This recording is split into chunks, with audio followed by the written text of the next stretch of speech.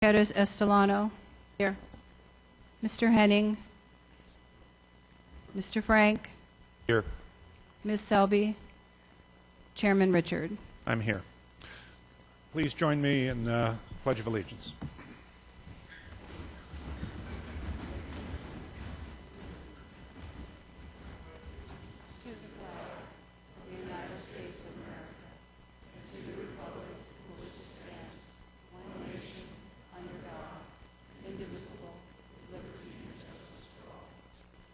Thank you.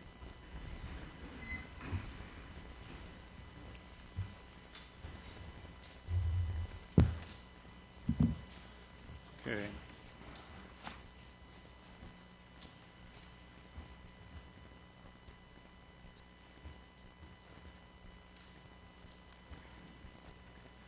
Second. This shows public comment first. We're going to do presentation first. Right. Okay. Yeah, we're going to do that, right. Okay, so we're going to do things in a little bit different order than we normally do. Normally for our board meetings, for those of you who haven't followed it, we have all the public comment first. But since most of you are probably here for the item having to do with the review of the environmental documents, we're going to have our staff make a presentation first, and that way members of the public will have the opportunity to see that presentation, and they can incorporate any thoughts or questions or concerns they have into their comments. So first we're going to go to item 1, which is approval of the board minutes from the April 10th, 2014 meeting.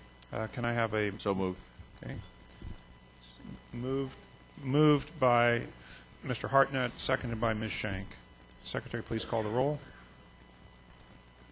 Ms. Shank. Vice Chair Richards. I'll abstain. I wasn't at the last meeting. Vice Chair Hartnett. Yes. Ms. Perez Estelano. Yes. Mr. Frank. Yes. Ms. Selby. Chairman Richard. Yes. Let me just say that Vice Chair Richards wasn't at the last meeting. I believe that is the first meeting he's missed in the 4 years he's been on the board. So his attendance record is still an A. All right. We will then move on, and I'll turn to Mr. Morales to introduce the staff. We'll move on to the presentation by the staff of the Fresno to Bakersfield section final project environmental impact report and environmental impact statement, as well as with the supporting and related documents. And so, Mr. Morales, do you want to start? Just very briefly, Mr. Chairman, we have Diana Gomez and Mark McLaughlin here to present, give an overview of where we are on the program and on the environmental documents in front of us. We also have counsel present to answer any questions that may come up during the course of the presentation. Okay. And I would like to point out for the audience that those of us up here have screens here. So if you don't see us turning around and looking at the screens behind us, it doesn't mean that we're disinterested by any means. Good afternoon, Ms. Gomez. Good afternoon, Chairman and board members. Get the presentation up for the audience.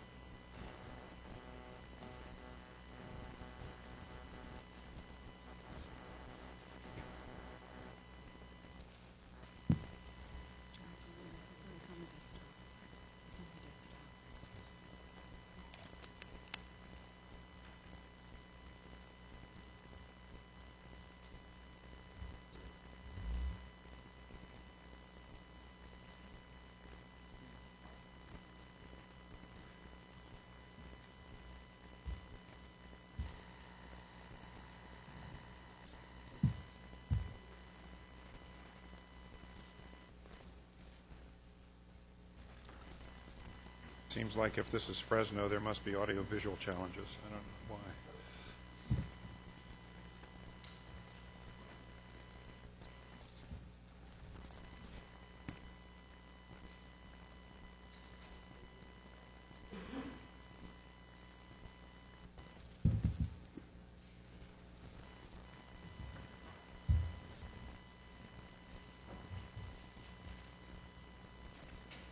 There we go.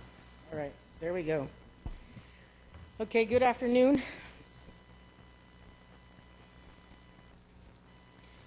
In our presentation, we're going to first review the preferred alternatives that the board directed staff to proceed with the November 2013 board meeting. Hold on one second, Ms. Gomez.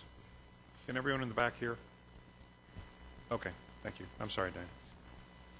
We will then summarize the history of the environmental review for the high-speed train project from Fresno to Bakersfield section. We will then present major areas of public comment that we received during the environmental review process, and then how we address them. We will then briefly summarize some of the changes that occurred between the EIR document since the revised supplemental, which was released in July of 2012. We will then summarize the board actions that will be requested tomorrow and the next steps in the project. The preferred alternative was presented to the board in November of 2013. The preferred alternative consisted of portions of the BNSF alternative combined with the Corcoran bypass, the Allensworth bypass, and the Bakersfield hybrid alternatives. The final document contains an environmental analysis of the complete project from the Fresno Station South through the Bakersfield Station, although the staff is not proposing approval of, at this board meeting, of the Bakersfield components. Throughout the project, outreach has been a core element. Our team has met with stakeholders to review and discuss the project, address their questions and concerns and impacts and mitigations.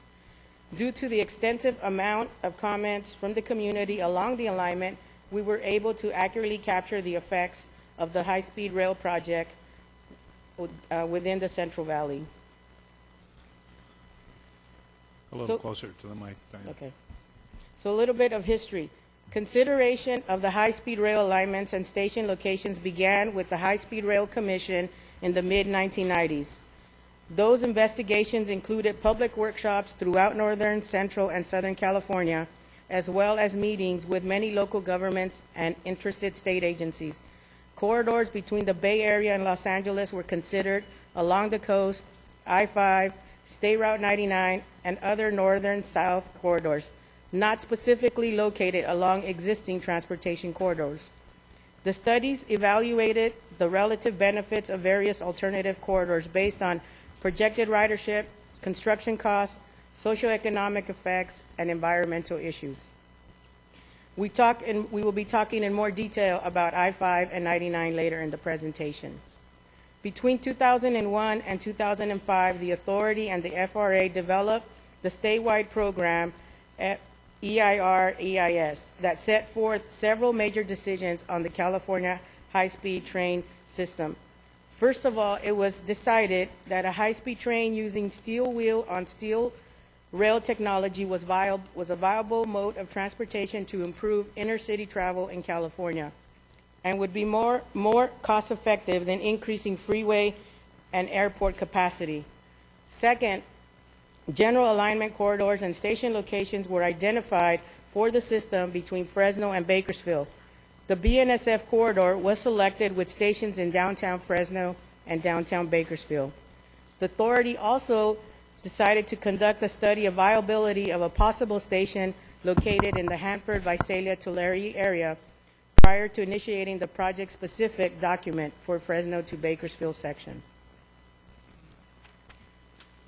The authority issued a notice of preparation for Fresno to Bakersfield section in 2009 and held scoping meetings in Fresno, Hanford, and Bakersfield.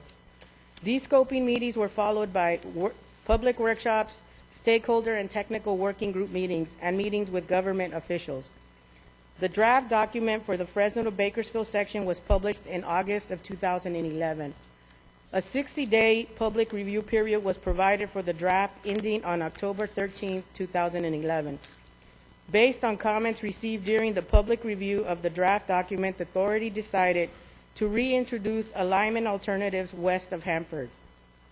In response to concerns raised by stakeholders in Bakersfield, the authority and the FRA also decided to evaluate another alternative in Bakersfield that would minimize impacts to residential and community facilities. The authority and the FRA determined that the introduction of these new alternatives and refinements being considered for existing Fresno to Bakersfield route alternatives required a publication of a revised draft supplemental document. The revised document was published in July of 2012, and a 90-day public review period was provided for the document ending on October 19, 2012. Based on technical analysis of a project alternatives provided in the environmental documents and public and agency comments received on those documents, the authority staff identified a preliminary preferred alternative that was presented to the board in April of 2013. Based on consideration of public comments on the draft environmental documents and public comments in April meeting, the board directed staff to reevaluate project alternatives with the goal of identifying a preferred alternative that balanced considerations of effects to the physical environment with concerns of local residents. A preferred alternative was brought to the board in November 7, 2013 meeting, and the staff was then directed to proceed with the preparation of the final environmental document based on that preferred alternative. The final document addresses public and stakeholder comments received on the draft environmental documents and was prepared in coordination with federal, state, and local agencies. The final document was put on the authority's website on April 18th of this year, and its availability for public review was published in the Federal Register on April 23rd. At the meeting today, the board will have the opportunity to hear from the public on the final document. Following consideration of those public comments, the staff will ask the board to consider certifying of the EIR and project approval tomorrow.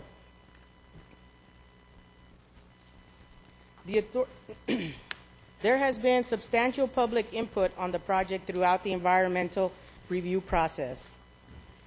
The authority received almost 2,300 written and environmental review 23 written and verbal submissions containing more than 7,900 comments from the agencies and the public on the draft document and then the revised draft document.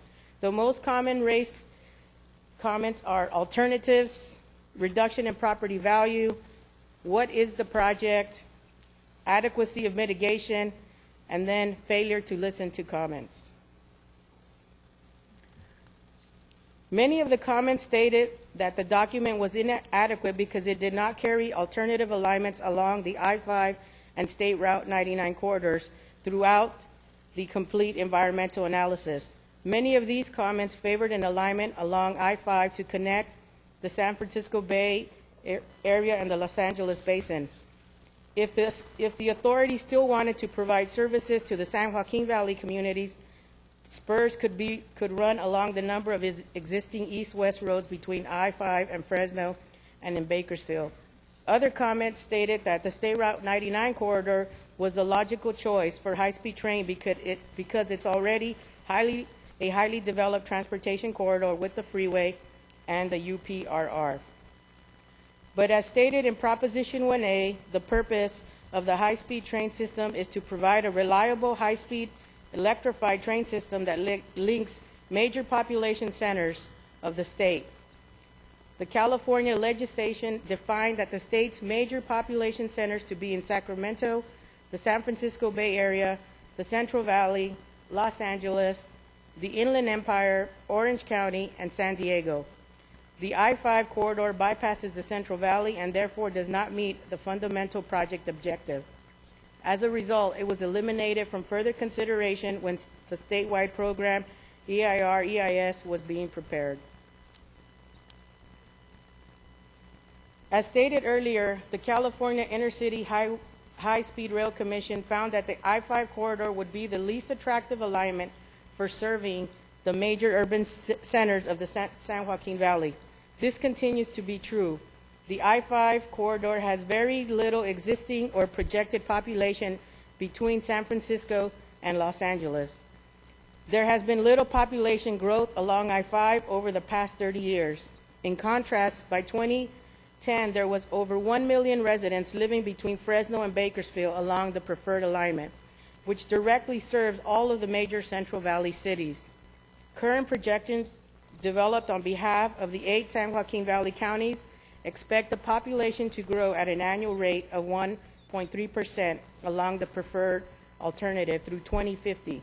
The I-5 corridor does not provide urban centers of the South San Joaquin Valley a reasonable transportation alternative, which is the key objective of both Proposition 1A and the project's purpose. Many commenters have claimed that using the I-5 corridor would substantially reduce impacts to farmland. As shown in this slide, using the I-5 corridor would primarily transfer the farmland impacts to another part of the valley. An I-5 alignment alone would use about 2/3 of the farmland that would be impacted by the preferred alignment. If the spurs were built from I-5 to Fresno and Bakersfield, more farmland would be impacted by an I-5 alternative than by the preferred alternative. The State Route 99 corridor was evaluated in the statewide program document for the California high-speed train system and was not selected as a preferred corridor for Fresno to Bakersfield because it was not a reasonable alternative. The corridor was reconsidered for inclusion in the Fresno to Bakersfield project at the behest of the U.S. Army Corps of Engineers and the EPA. It was not carried forward in the document because it continues not to be a reasonable alternative. Locating an alignment along State Route 99 would require encroachment on UPRR's right-of-way at some locations.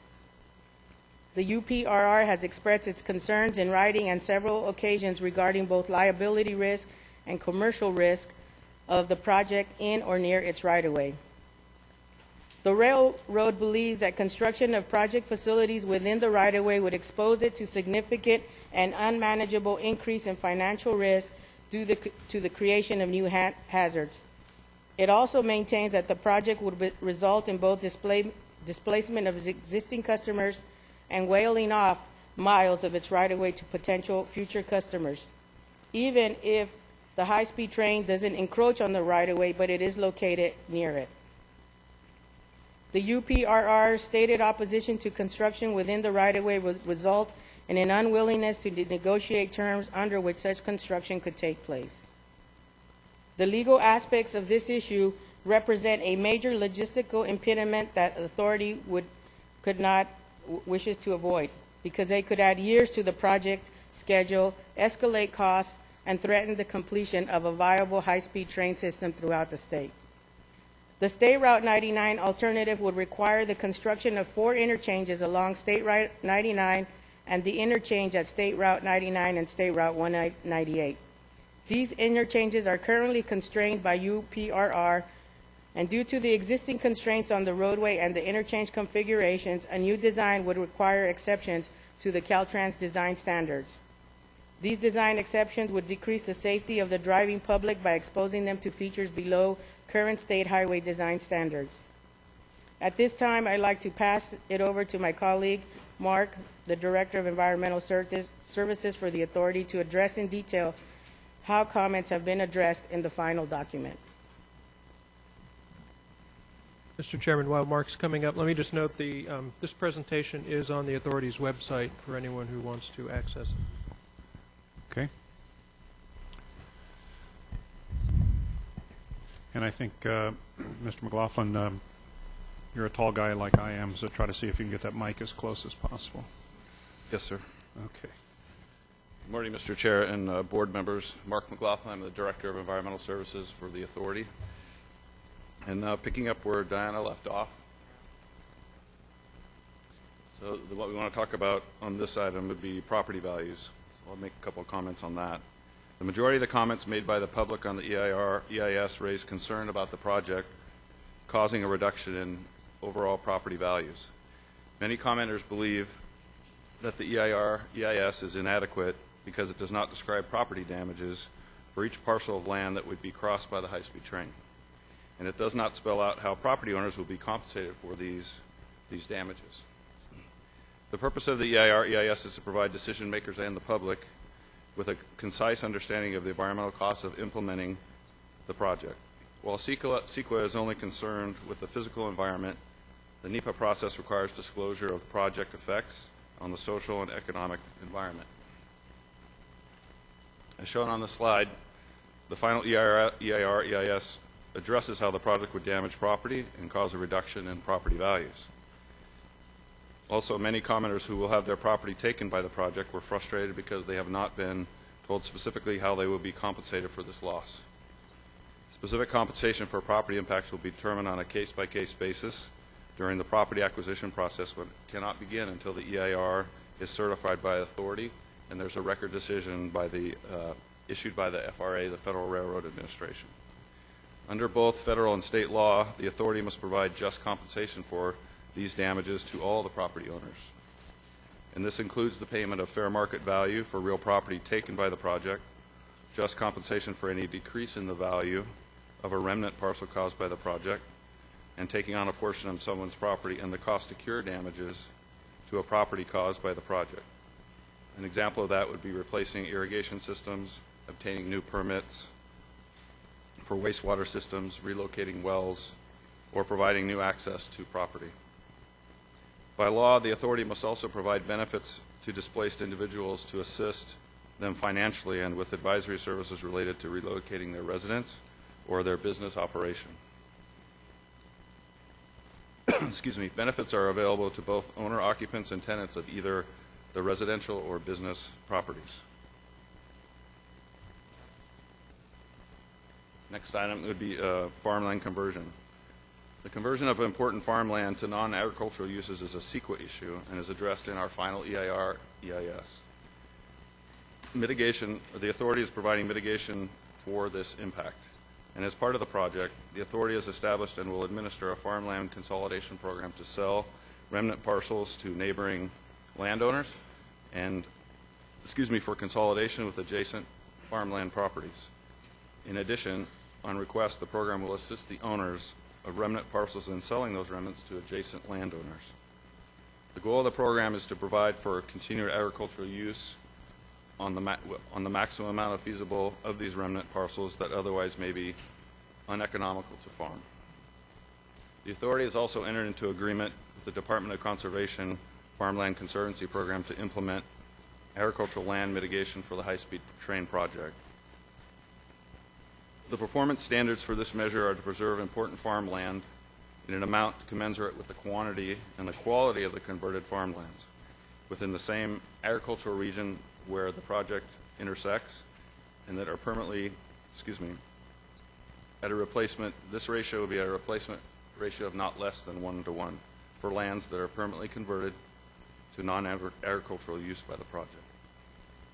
In addition, the authority will provide an additional increment of important farmland mitigation acreage at a level consistent with the terms of a recent settlement agreement with the authority reached with agricultural interests in the case of County of Madera versus High Speed Rail Authority.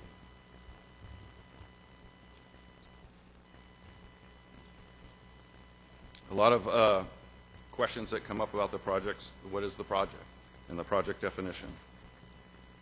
Some commenters on the project also claim there is no evidence that the high-speed rail system will be funded beyond Proposition 1A bonding program and the ARA funding commitment by the federal government. Therefore, the claim goes the actual project is not the Fresno to Bakersfield high-speed rail section, but rather an initial construction segment outlined in the revised 2012 business plan. Therefore, the EIR EIS should only address the construction and use of the initial construction segment from Madera to the north of Bakersfield. This isn't so. Funding availability is not a requirement for defining the project under CAHSRA. The authority and the FRA are analyzing the potential beneficial and adverse impacts of the California high-speed rail statewide system using a tiered environmental review process. The first tier, 2005 program EIR, identified the high-speed rail as a desired project for the entire state. That is the plan, and funding is available at any point in time that does not affect that document. The Fresno to Bakersfield project definition is the section of the high-speed rail system between Fresno and Bakersfield, and the focus of this analysis in the EIR EIS. Fresno and Bakersfield are the two largest cities in the San Joaquin Valley, and they are both surrounded by metropolitan areas and are economic hubs within their respective regions. Given the potential ridership and regional economics importance, they are appropriate logical termini for a section of the high-speed rail system. The Fresno to Bakersfield project section is of substantial length and is approximately about 114 miles. And the construction of the resulting benefits of the construction of this section are twofold with immediate benefits. First, the California high-speed rail system requires a section of approximately 100 miles of high-speed track to test track or serve as a test track for the high-speed trains once they're built. The high-speed train testing is critical and crucial to demonstrating the operating performance, safety for the operation of the system. The relatively straight alignment in the Central Valley section would allow for the testing of this track, signaling systems, and train sets at full operational speeds. Second point, the Fresno-Bakersfield section can be operated for high-speed rail service independent of other sections of the high-speed rail system.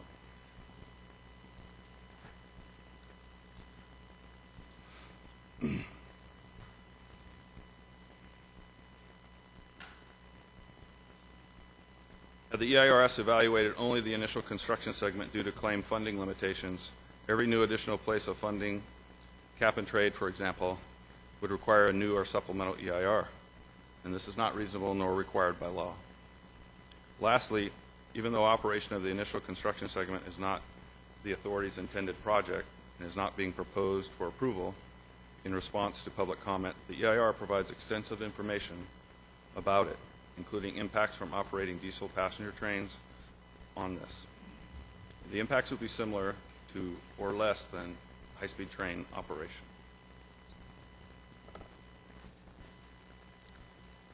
Next topic is the adequacy of mitigation. A number of comments from the public claim that the EIR and the EIS is inadequate because many mitigation measures are vague and defer the precise actions to be implemented by the authority until after the review process. This is not so. All mitigation measures provided by the revised draft EIR, supplemental draft EIS, were reviewed during the preparation of the final EIR and the EIS. Where appropriate, in response to these comments, mitigation measures were clarified to ensure that a concise description was provided of the features that we've implemented by the measure. Also, where several approaches could be used to implement a mitigation measure, clear performance standards for this measure were provided. Mitigation measures suggested in public comments were reviewed for inclusion in the final EIR, EIS, and incorporated where they were feasible and effective in reducing project impacts. For example, California Department of Fish and Wildlife recommended mitigation modifications, including proposals for increased buffers, changes in pre-construction protocol and/or presence or absence of survey methods, and a different type of wildlife exclusion fencing on the project that would restrict access to burrowing animals from the construction areas. Where suggested mitigation of the measures were not used, responses to comments provided in our volume 4 and 5 of the final EIR, EIS explain why they were not used.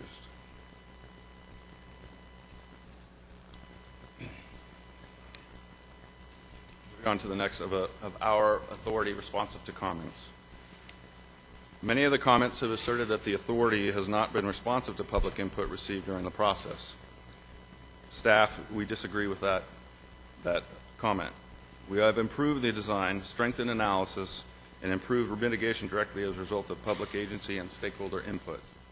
In addition to public comment periods for the draft EIR and EIR EIS, and including the revised draft EIR supplemental draft EIS, the authority and the FRA have continued to consult with local jurisdictions and property owners within the project area. The authority and the FRA have also continued to work closely with regulatory agencies with jurisdiction over components of the project and have reviewed extensive public comments submitted to them regarding the project. These consultations and public comments have resulted in design refinements, changes to analytical methods, minor modifications to the impact analysis, and refinements of mitigation measures. Some of our next several slides highlight some of the changes that we have made due to this valuable feedback and cooperation from stakeholders. This is an example of the Kings River complex. This design modification is to meet other agency needs in crossing of this large King River complex. The authority received input from the Kings River Conservation District expressing their concerns over maintaining appropriate access for levee maintenance along the Kings River. To address these concerns, the authority refined the design of the BNSF alternative at the Kings River crossing by increasing the vertical profile of the crossing structure to 18 feet above the top of the existing levee. The changes results in a narrower footprint in addition to reduced impacts to wildlife habitat and migration routes of habitat. In addition, the previously proposed depression of State Route 43, no longer would be required because the higher speed rail structure would provide the required clearance over the State Route 43 in its current grade. This eliminated the adjustment of the highway profile, which addressed related flood evacuation concerns in this location that had been raised in the public comments.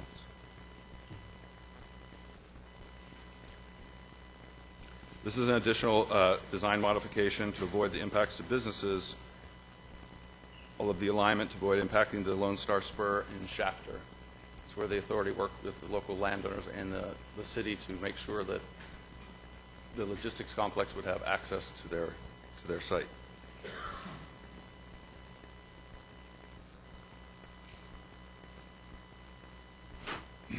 Health risks associated with emissions from construction of the high-speed train stations and the heavy maintenance facility were not analyzed in the draft EIR, EIS, or the revised draft EIR supplemental draft environmental impact statement, and these were comments made by the public also. They claimed that this shortcoming was raised in public comments on the revised draft EIR and supplemental draft EIS.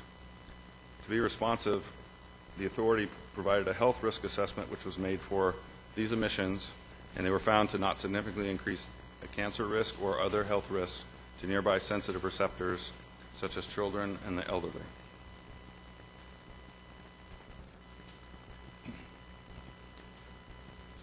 So in regard to responsiveness to public agencies, this is a San Joaquin Kit Fox, if anybody didn't recognize that.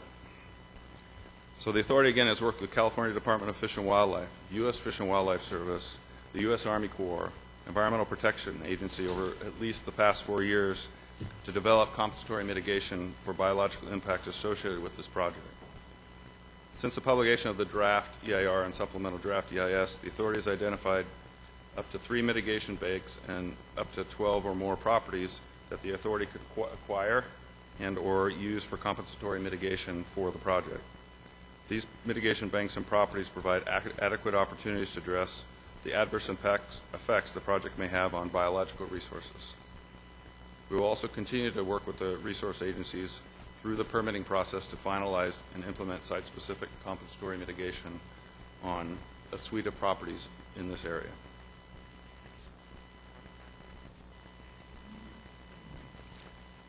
Part of the document that you have is we have a mitigation monitoring and reporting plan, which is part of the requirement of the project, including, and we minimize impacts by including design features, complying with applicable recommendations. In that, also the MRP, we identify the responsible parties, how we're going to do it, and the implementation to be in compliance with the MMRP.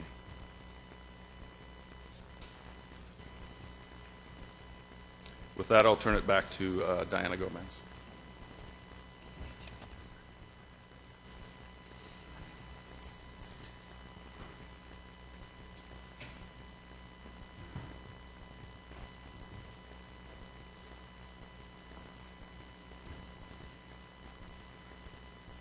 Mr. Morales wanted me to remind you that you're somewhat shorter than Mr. McLaughlin, so if you could adjust the microphone accordingly. Just by a little bit.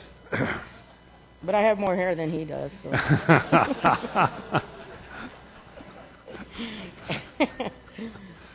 I'm cheating. Okay, in summary, the authority has responded to input through the following: the project refinements and improvements, issues asserted with the Fresno to Bakersfield, EIR, EIS have been addressed. No remaining unaddressed issues. We believe recirculation is not required. We have added staff to the Central Valley to provide additional resources. What we will be requesting for the remainder of the board meeting, we will listen to the public comments. We will ask the board to direct staff to address public comments as needed. Tomorrow we will be requesting for board action for the board to certify the EIR covering the project from Fresno to the Bakersfield station that has been completed in compliance with CEQA. We will also ask for the approval of a preferred alternative from Fresno Station to approximately 7th Standard Road. The approval to 7th Standard Road, Bakersfield stakeholders, including the city, have concerns with the preferred alternative and station location. Currently, as of today, the FRA grant and state appropriations do not fund work into downtown Bakersfield. The 7th Standard approach provides time for continued engagement. If the EIR is certified and the project approved to 7th Standard Road, these would be the next steps. In summer of 2014, FRA would approve for the record of decision, what we call the ROD. In summer of 2014, we would initiate property acquisition and start making offers. In summer of 2014, the Surface Transportation Board would make a decision. September of 2014, proposals for the CP2-3 design and construction would be received. In fall of 2014, we would start obtaining required permits. In spring of 2015, the construction of the Fresno to Bakersfield section would commence. That is the schedule for this section. With that, concludes our presentation, and I would turn it back over to Chairman. Thank you, Ms. Gomez. Mr. McLaughlin. At this point, I just would ask if Mr. Morales or if any of our colleagues would have any questions for either of the two staff representatives here today.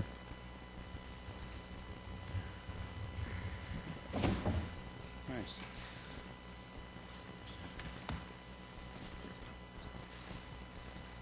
Okay, so let me pick up on the comment that Ms. Gomez made about the way we're going to proceed over the next day or so. First of all, let me again say that if you would like to speak and have not yet filled out a green speaker's card, please do so and give it to the young woman who's standing over there. I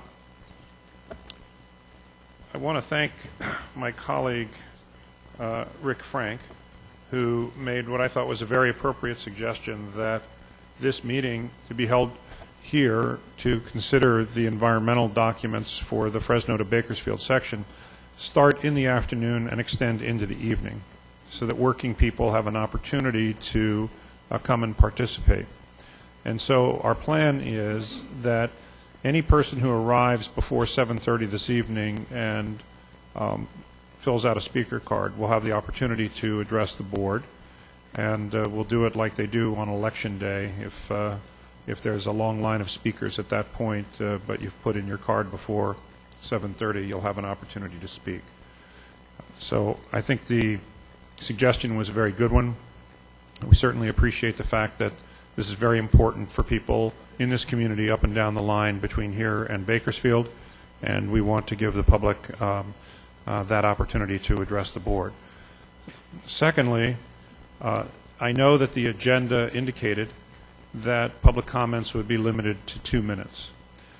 But I think that both given the number of comment cards that we have, which is not an extraordinary number, I haven't counted them all, but it's probably about 40 at this point, and obviously more will come in. And given a request that we've had from affected citizens, we'll set the public comment period at 3 minutes to give people an ample opportunity to say what's on their mind. I will say that those of you who've been at our meetings in the past have known that I've been pretty liberal with the clock to the point of not even really running a clock, but I can't do that today because we want to make sure that everybody has an equal opportunity to present their thoughts and comments and concerns to the board, and so we're really going to ask you to respect that. And I've been on the other side of this. I think in 3 minutes people can certainly do that. And let me also add that it is possible for you to submit written comments. So what we're going to do this afternoon and into this evening is we're going to listen to comments from the public. Then overnight and tomorrow morning, our staff is going to address those concerns and think about how to respond to them, and they'll make that presentation to us tomorrow morning, response to the public comments that we've received today. And then the board will deliberate on the documents that we have in front of us, which are the environmental impact statement, which an environmental impact statement is required by federal law, environmental impact report, which is required by state law. Because this project has both state and federal funds, we are looking at both of those documents, and this has been a combined EIR, EIS process. So with that, I'm going to start the public comment period. Yes, thank you, Mr. Morales. Our CEO, Mr. Morales, just reminded me that we do have two other items apart from these environmental documents on the agenda for this board meeting, and you'll see them in the board meeting agenda package. Members of the public are certainly invited to speak on any item that is on our agenda before us. We suspect that most of you are here because of the environmental document review, but we have two other items, and if you would like to speak on those, you can do that as well. So with that, we'll turn to public comment now, and I know that these are large documents, and a number of people had commented on the volume of them, and believe me, for those of us up here who are reviewing these documents, we feel the weight of the document load just as you do. However, I do want to point out, as I indicated to a number of people who asked us to delay this meeting, that in fact this process started more than 2 years ago. The first environmental documents on this segment were circulated in the fall of 2011, and there was a full public comment period on that exceeded the minimums that were required. Then the board decided to recirculate this document, and that document was recirculated in the summer of 2012.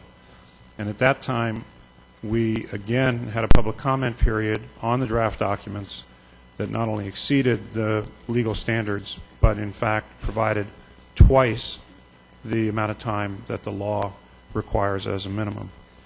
In the fall of 2013, the staff came before the board and made a presentation suggesting that they had a preferred alignment, which was made up of pieces of this different trackage of the 114 miles. They laid that out. The public had an opportunity to see that and to comment. And so I do understand that there's still a lot of material in front of people, but in fact, the staff went through some of the recent changes, but the bulk of this has been in circulation in the public domain for quite some time. So with that, what we do when we accept comments from the public is we start with elected officials, your representatives. We always put them first to give them an opportunity to speak as a courtesy to them and out of respect for their position. And then we take public comments in the order in which they were received. So you should know that however these cards came into us, that's how we call on citizens to speak.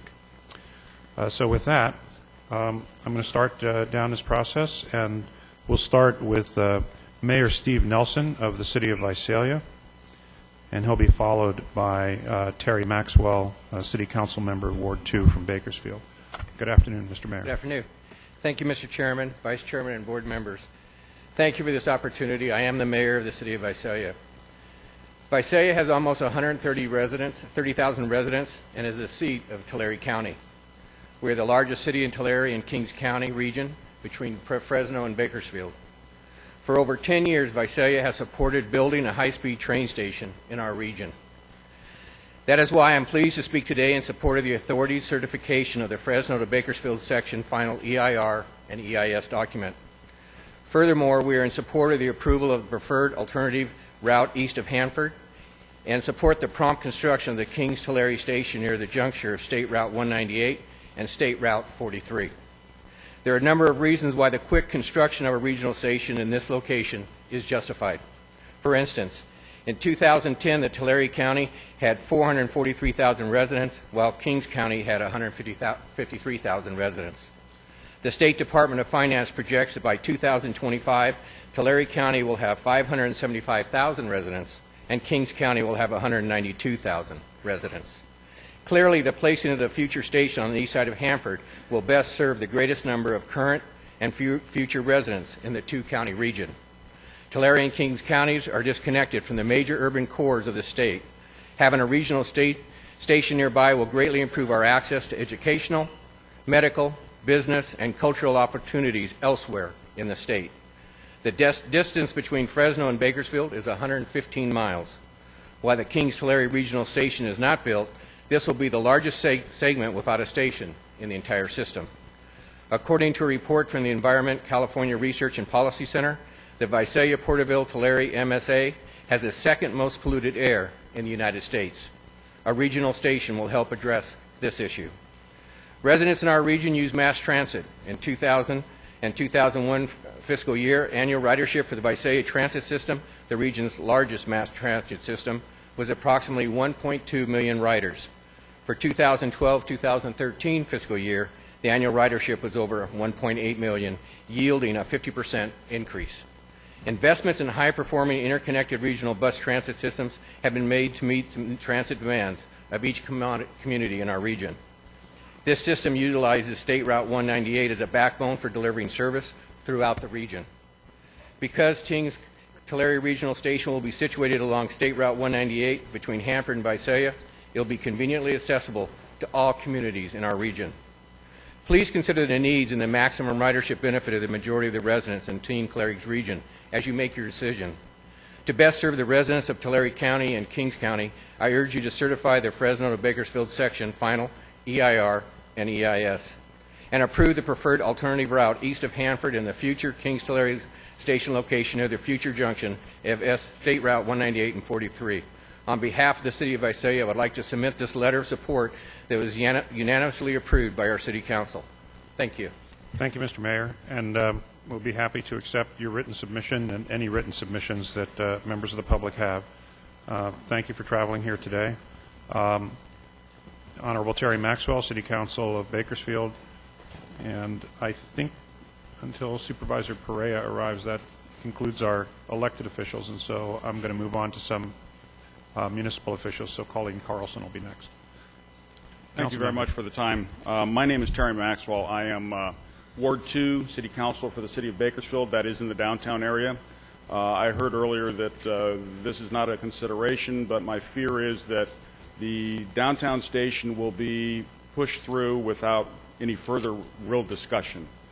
The residents of Bakersfield have no interest in having the historic part of our city destroyed any further with the downtown station being put in that area. I think that if I were a private citizen and I were going out and trying to do this particular project, because of the 4F and the 6F rules, I would be told no.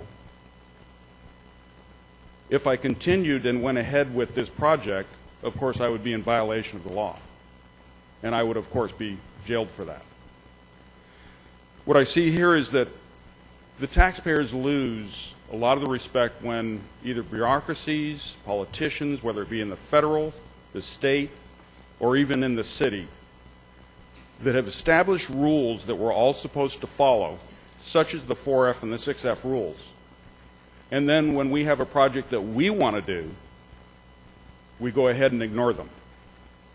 And we do it with taxpayer dollars. I think it's a poke in the eye to anybody in this state who has trust in the bureaucracy and in the politicians they elect to come up with ideas that are followed the same way that just a regular citizen like myself would have to follow. So if I as a private citizen would be in violation of the law, especially those particular ones that I've cited, then I think this project's in violation if it goes forward. And I would urge you to reconsider what you're going to do, and please, in terms of the city of Bakersfield, we would want that discussion of where to put this station if it comes through to our city. We don't want it downtown. We prefer it on either the east or the west. Thank you for your time. Thank you, Council Member. Ms. Carlson, I'm sorry, beforehand, I was handed a note that Councilwoman Jolene Jameson I'm just looking, did I miss a speaker card? I'm sorry, Councilwoman. Good afternoon, ladies and gentlemen. Yes, I am Jolene Jameson, Councilwoman for the City of Hanford. Councilwoman, could I just ask you to speak up as much as Can possible? you hear me? Thank I'm you. losing my voice. Great air today. I would surrender my statement to my city manager, if it would be appropriate. Okay, Thank you. yes. All right. Yes, go ahead. Mr. Chairman, Darrell Pyle, City Yes. Manager for the I was City of about to Hanford. call you next. Go ahead. Thank you. It is our understanding that tomorrow the authority will take a position to ratify the environmental impact report for the project from Fresno to Bakersfield with an eastern alignment through Kings County. Should the board proceed, I have two requests. First, should you proceed from Bakersfield to Fresno, we would really appreciate the inclusion of that high-speed station stop in the Kings-Tulare County region to be included in that budget for that first phase. We think the worst possible outcome would be to build the infrastructure for the high-speed rail alignment and not provide access to the 600,000+ residents in the Kings-Tulare County region. Second, the environmental impact report does highlight impacts to infrastructure in the Hanford area: sewer, water, transportation, and public safety. We would request that in your budget, you also include funding to mitigate those impacts. My staff has provided your staff with a list of those impacts, and we did comment and did receive response to comments in the environmental impact report. So we're asking that you would fund those mitigation measures simply so that the citizens of Hanford aren't paying to mitigate those impacts with local tax dollars or out of their monthly user fees for those particular services. We appreciate your consideration. Thank you very much. Thank you very much, sir. Ms. Carlson, I apologize. Colleen Carlson, followed by Jim Eggert from the City of Bakersfield. Hi, Colleen Carlson, County Counsel for Kings County. I had a prepared statement, but I just want to touch on a few things. I believe that the project's being rushed. Rush equates to more litigation and less quality. We've asked many times for you to pay attention to our concerns in Kings County. The speaker from Visalia, highlighted that they more than double our population in Tulare County, but we're, incurring the burden, equating to ground zero in Kings County, with the promise of a quote proposed station, not even a real one like Fresno. I also want to second the comments of the speaker from Bakersfield, because it seems like the project is wrought with non-compliance with the laws we all have to comply with. So that's tough to take. I know that Ms. Gomez and Mr. McLaughlin had to summarize their comments, but some of them were just conclusions without basis in fact or law, and seemed arbitrary and even nonsensical. It seems like this whole project's about chasing $3 billion, but no one mentions how the rest is going to be paid for. So we're going to have this monstrosity plunked down in Kings County in the heart of no water, bad air, and no money, 40% unemployment, and a project that can't be completed because there's no money.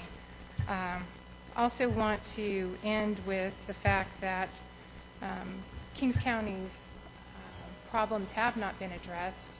The time that you've given to respond to this FEIR is pitiful. And Mr. Chairman, you promised us you would not vote on this until you've addressed our issues, and you never came back to do that. So I want to remind you of that. Thank you. Thank you, Ms. Carlson.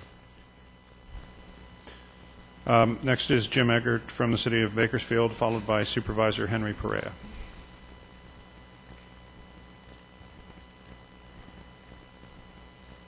Thank you, Chair, members of the board. My name is Jim Eggert. I'm the Planning Director for the City of Bakersfield, and certainly appreciate the opportunity to address you this afternoon. Since its inception, the city has been in support of high-speed rail and the potential economic and social benefits it will have on our community. However, we have previously expressed major concerns regarding the current alignment through the city and identified negative impacts to not only vital city assets, but to numerous private residents, businesses, schools, churches, and medical facilities. We find that the responses to our comments in the final EIS are inadequate under CEQA or NEPA to provide the level of detail necessary to mitigate the impacts we have identified. Furthermore, we noted that the final document fails to evaluate the environmental effects to Section 4F and 6F resources. On a positive note, we would like to thank the authority for inclusion of item number 6 on tomorrow's board agenda. This item would only approve construction of the rail north of 7th Standard Road and reserves decisions on rail construction south of 7th Standard Road to a future date. While the city supports this resolution, we ask the board consider an amendment that reinforces this intent by adding language at the end of the 5th whereas clause stating, quote, "The authority will not approve any construction south of 7th Standard Road without providing the city of Bakersfield with at least 60 days written notice," end quote. And we have provided a letter with that to Ms. Morales and staff. And lastly, we wish to thank your staff, especially Mr. Morales and Ms. Gomez, as they've been very willing to listen and work with the city to examine all options of a rail alignment that mitigates our concerns. We appreciate their continued openness with hopes of further refining the project to better serve the interests of the city of Bakersfield, as well as those of the authority. Thank you very much for your time and consideration. Thank you, sir. Supervisor Henry Perea, followed by Danny Vartan. Good afternoon, Supervisor. Good afternoon, Mr. Chairman, members of the authority. Welcome to Fresno County. We're proud, we're happy, we're excited that you're here to receive public testimony today, and hopefully tomorrow make a decision that will move this project forward and into a reality for not just the people of California, but for the people of Fresno County and the surrounding valley who have been waiting for the opportunity to travel around the state in different ways and to provide jobs and other opportunities for our local businesses. With all due respect to our partners in Kings County, who we have a lot of respect and admiration for, a previous speaker said there's no water, bad air, 40% unemployment. Well, I think doing nothing guarantees that for Kings County and other areas for another 40 years. You know, it's time for us to come together, to look forward, just as our parents and grandparents did, to create the infrastructure that we needed to become the greatest nation in this world. Well, we have that responsibility to the next generation that are coming behind us, and you're doing the right thing. So just want to thank you for being here, for deliberating tomorrow on all the testimony and information you have before you. But it's time to make a decision. It's time to start turning dirt and putting people to work and moving people in different ways in this state. So thank you for being here today. Thank you, Supervisor. I don't have any other cards from elected officials or municipal officials. Obviously, if I've missed somebody, I apologize. But we'll move on to other members of the public. Mr. Vartan, good afternoon, followed by Brad Johns. Thank you. My name is Danny Vartan. I'm with the American Lung Association in California. The Lung Association supports the proposed voluntary emission reduction agreement for the high-speed rail project to achieve net zero air pollution and greenhouse gas emissions during construction of the project. Just last week, the Lung Association released our 2014 State of the Air report. Unfortunately, California cities, including several in the San Joaquin Valley, topped the list of worst polluted metropolitan areas in the country. In fact, Fresno took the #1 spot this year as the worst city for particle pollution, as measured both on a 24-hour and annual basis. The high air pollution levels in the valley are triggering asthma attacks, worsening lung and heart illnesses, sending people to hospitals and emergency rooms, and even shortening lives. While much progress has been made to reduce pollution levels, clearly we have more work to do. Ensuring new projects like high-speed rail do not add to the air pollution burden is a critical step. While the American Lung Association in California has not taken an official position on the high-speed rail project and investment plan, We are fully supporting mitigation of emissions through the use of cleaner construction equipment and measures outlined in the Voluntary Emission Reduction Agreement.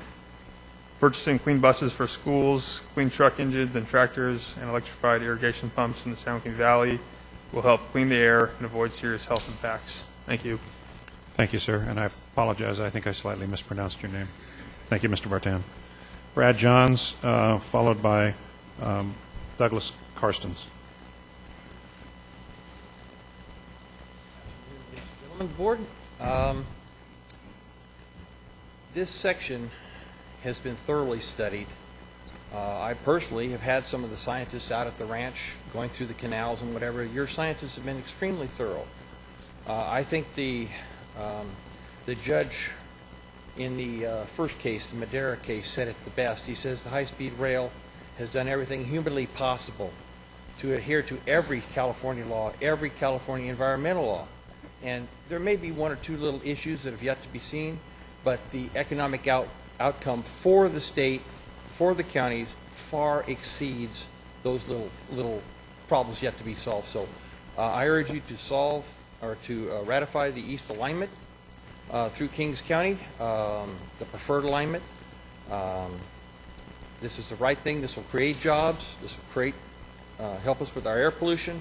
It's a matter of public safety as far as taking cars off the road. And more importantly, it's going to create good paying jobs for our veterans, for our college graduates, of which we have a whole school at Fresno State now. The engineering department is looking forward to the future. So this is building something for the future for our kids. This is the right thing to do for the state of California so we can continue to be the large economic engine that we are. So with that, I say thank you very much and God bless you. Thank you, sir. There are going to be people who say things that some of you agree with and people who say things that some of you disagree with. I think out of respect for all of them, let's just keep those emotions to ourselves if we could. Douglas Karstens, followed by Carol Jacoby. Thank you, and good afternoon, Mr. Chairman and honorable board members. My name is Douglas Karstens. I'm an attorney with Shatton, Brown & Karstens, an environmental law firm on the plaintiff and petitioner's side. And we're here representing the California Citizens for High-Speed Rail Accountability, the County of Kings, and the Kings County Farm Bureau. In October and November of last year and March of this year, we sent to you and 3 federal agencies letters about your consideration of the Fresno Bakersfield alignment and about the entire high-speed rail system, asking for adequate analysis and recirculation of a supplemental report.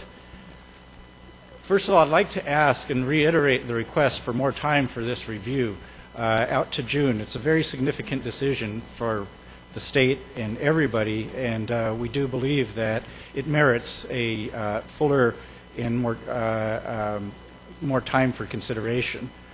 There was an inadvertent omission of letters. They're in Chapter 6. They were posted on the web May 2nd about, I didn't count all of them, it might have been 53 letters. That's something that shouldn't have happened, and I just wanted to note that as part of the reason more time should be taken. On the substance of the report itself, we ask that you recirculate after supplementing the analysis. We provided reasons for that in our letter, extensive letters. I can't repeat all the points, but I just want to highlight one or two here. Specifically, I'd like to talk about the Statement of Overriding Considerations. This is how, under CEQA, you would explain to everybody and how you and the state of California would be sacrificing certain things to obtain the benefits of this project. There are clearly significant adverse impacts that can be avoided with further mitigation and better alternatives. CEQA has a substantive mandate that requires that every feasible mitigation measure and every feasible alternative be exhausted before approving something with significant adverse impacts. Here, there will be significant adverse impacts to agricultural land, environmental justice communities, and sensitive receptors such as Mercy Hospital. I want to read just one particular portion of this EIR. It's a newly revealed impact. It's in highlighting on page 6-2 of the final EIR. It's about environmental justice impacts. It states minority and low-income populations concentrated in urban areas along the project area in Fresno, Corcoran, Wasco, Shafter, Bakersfield, as well as in rural areas, would bear disproportionately high and adverse projected project period impacts. The impacts would include increase in both ambient noise levels and vibratory impacts above standards, disruption of communities and displacement of community facilities, change and loss of park resources, decreases in visual quality, cumulative impacts for noise and vibration, communities and aesthetics and visual resources. This is what it says, and it's new. It's a new impact. It's a game changer. It could be a violation of both state and federal laws to approve under these circumstances without circulating. We ask you to look at seriously that alternative along I-5, ways to avoid these impacts, not override them.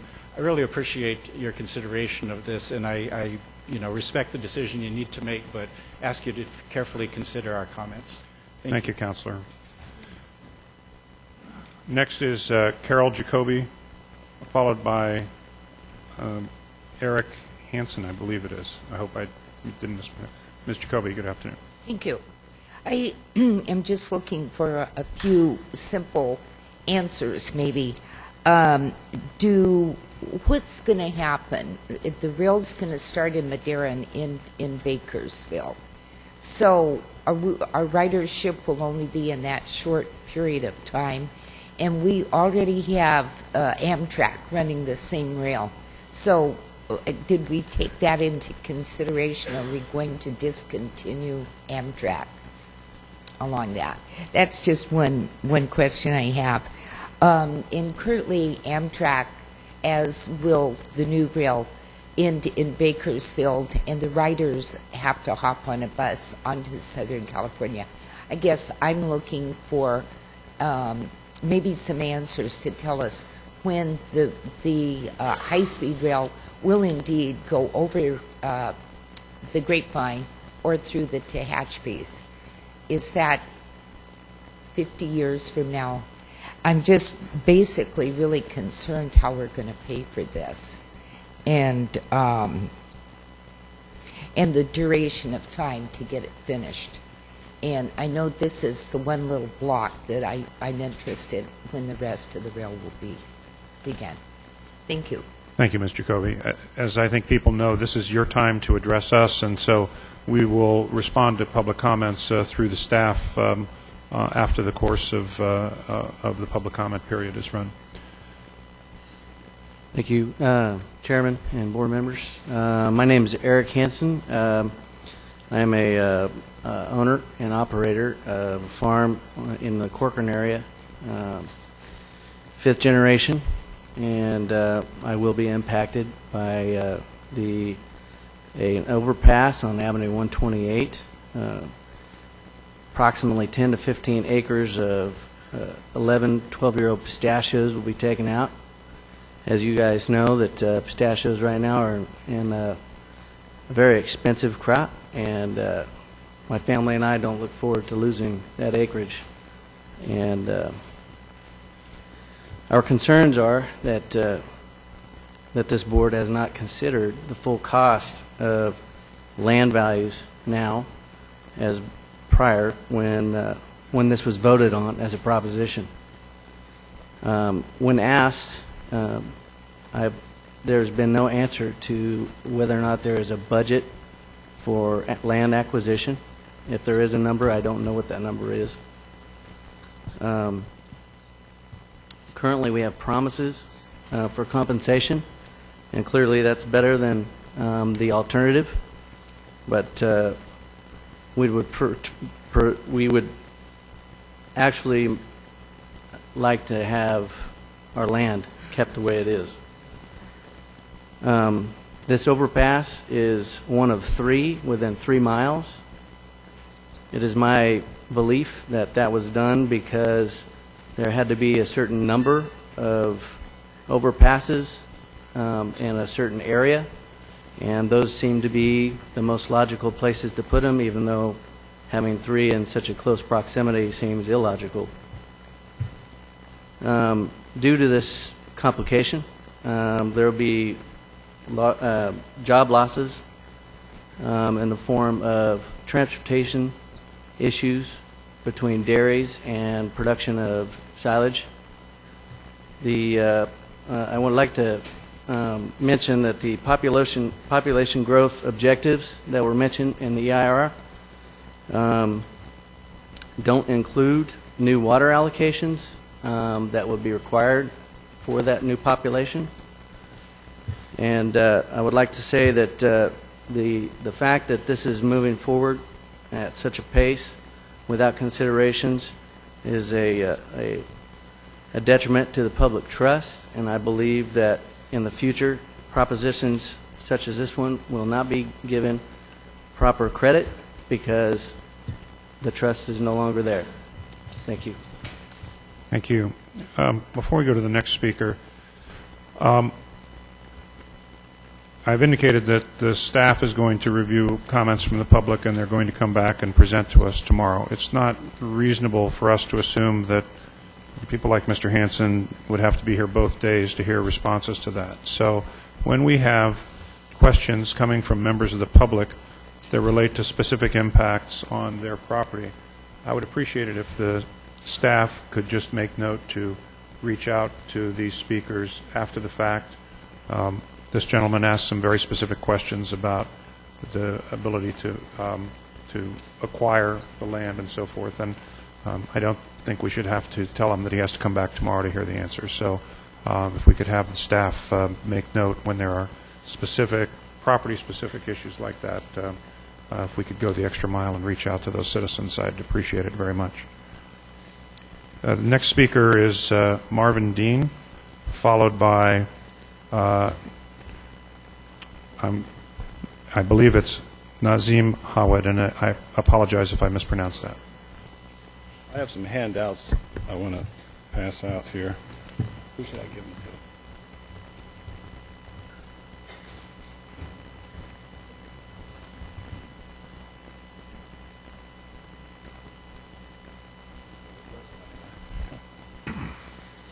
Okay, hi, my name is Marvin Dean. I'm here representing myself, the San Joaquin Valley Contractors Association, the current Minority Contractors Association, and environmental justice residents and business owners along the right-of-way.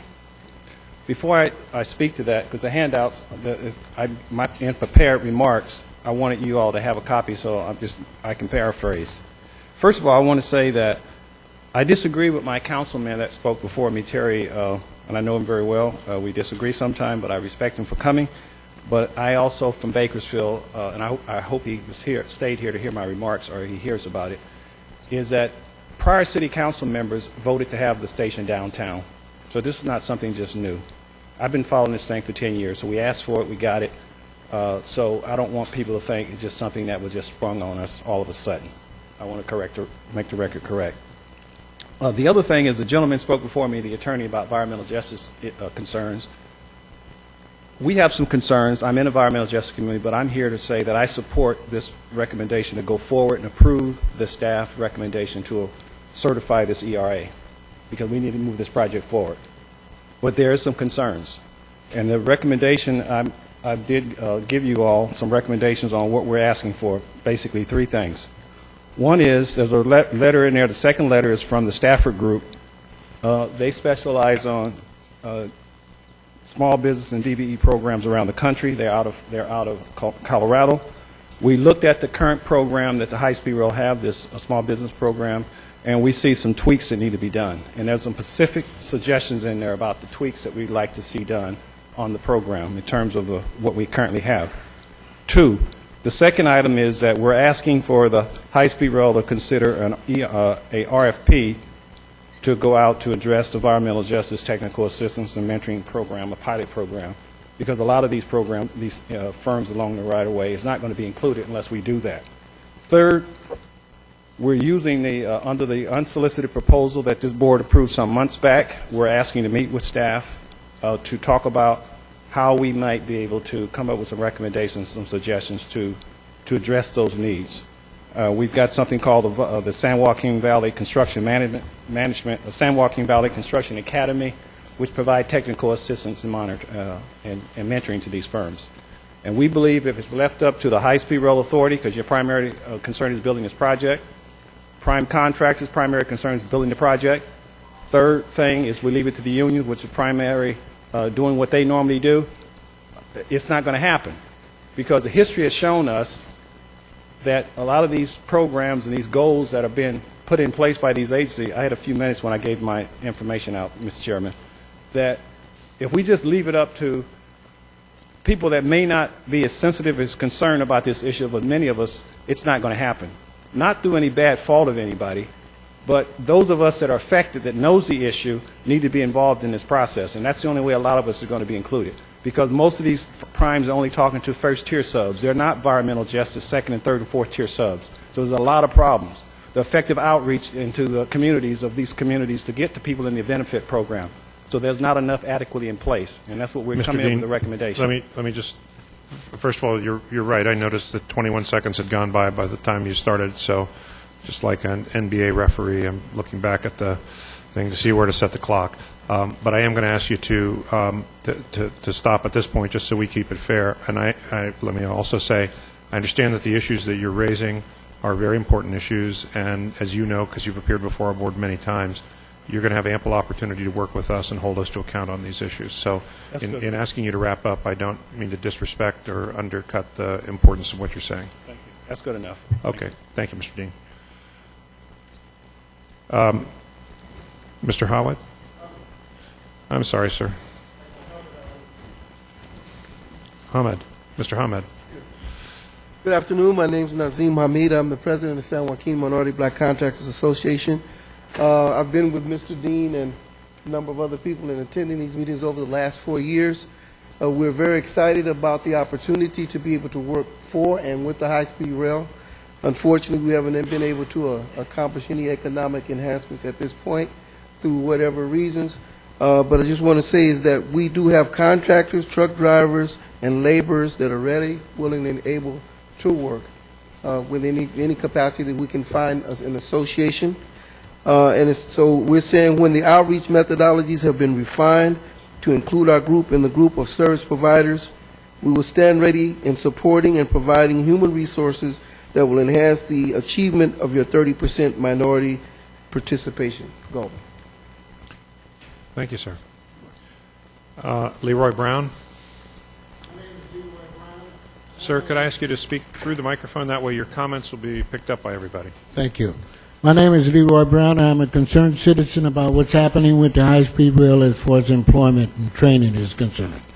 I've been a member and a working person at dealing with apprenticeship opportunities for over 30 years with the building trades, from Merced to Bakersfield. And I'm very much interested in what's happening with the flow of contractors' responsibility of the people that they need, and I will be more than willing and helpfully to help them reach their goals and what they're supposed to do so it can be done right. I appreciate it. Thank you very much, sir.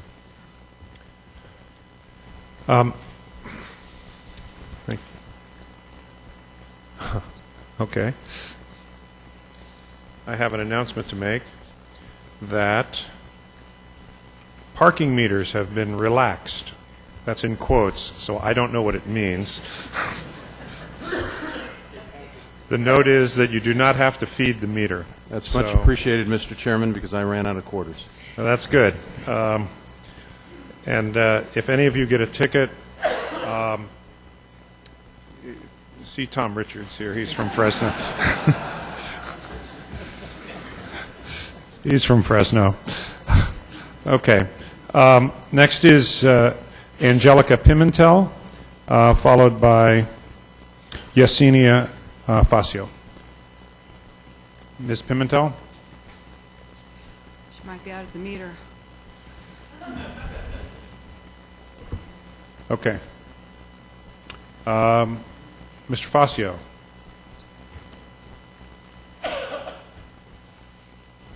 We will check back just in case people were at the meter.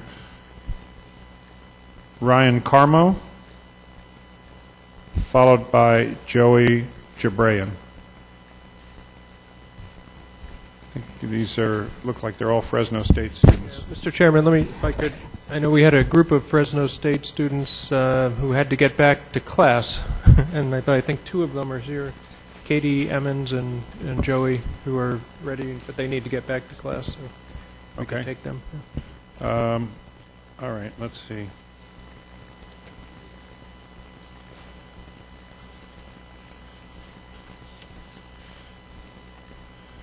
Okay, this, I don't see that name. We just filled out our cards right now. Do you have them? Did you fill out a card? Mm-hmm. All right, why don't you go ahead and speak? I'll find your card. Well, Mr. Magnuson, I can't really find the card if I don't have it. All right. Please state your name and go ahead. My name is Katie Emmons. I'm a student at Fresno State. You may have noticed our I Will Ride t-shirts. There are many I Will Ride students who support the high-speed rail. A bunch of us had to go back to class. Those were the civil engineering students. My generation supports the high-speed rail, and on my behalf, my fellow students, I'm here to offer support. It's our future. Thank you. Thank you very much. Sir, could you give me your name, and if you haven't filled out a green card? It should be on its way. I'm sorry. It should be on its way. Okay, go ahead. My name is Joey Jabrian. I'm from Fresno State. I just had a few words I wanted to say about my views on the high-speed rail. I think that it's the next natural progression for transportation, and it's only going to help upgrade our whole country as it progresses. The Central Valley is the first step. We know that. Connecting between Bakersfield and Fresno is imperative to help us start this process and eventually grow to the overall picture of a cleaner environment from the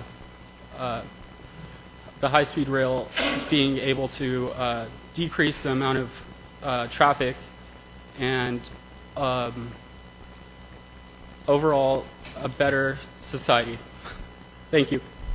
Thank you very much. Okay. And thank your colleagues also for coming over this afternoon. Good luck with your studies. Thank you. Yes, Ms. Shank?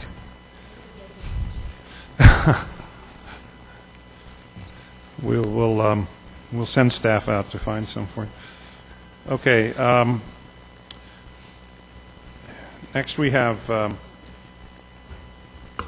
Jim Neufeld, followed by Joe Machado.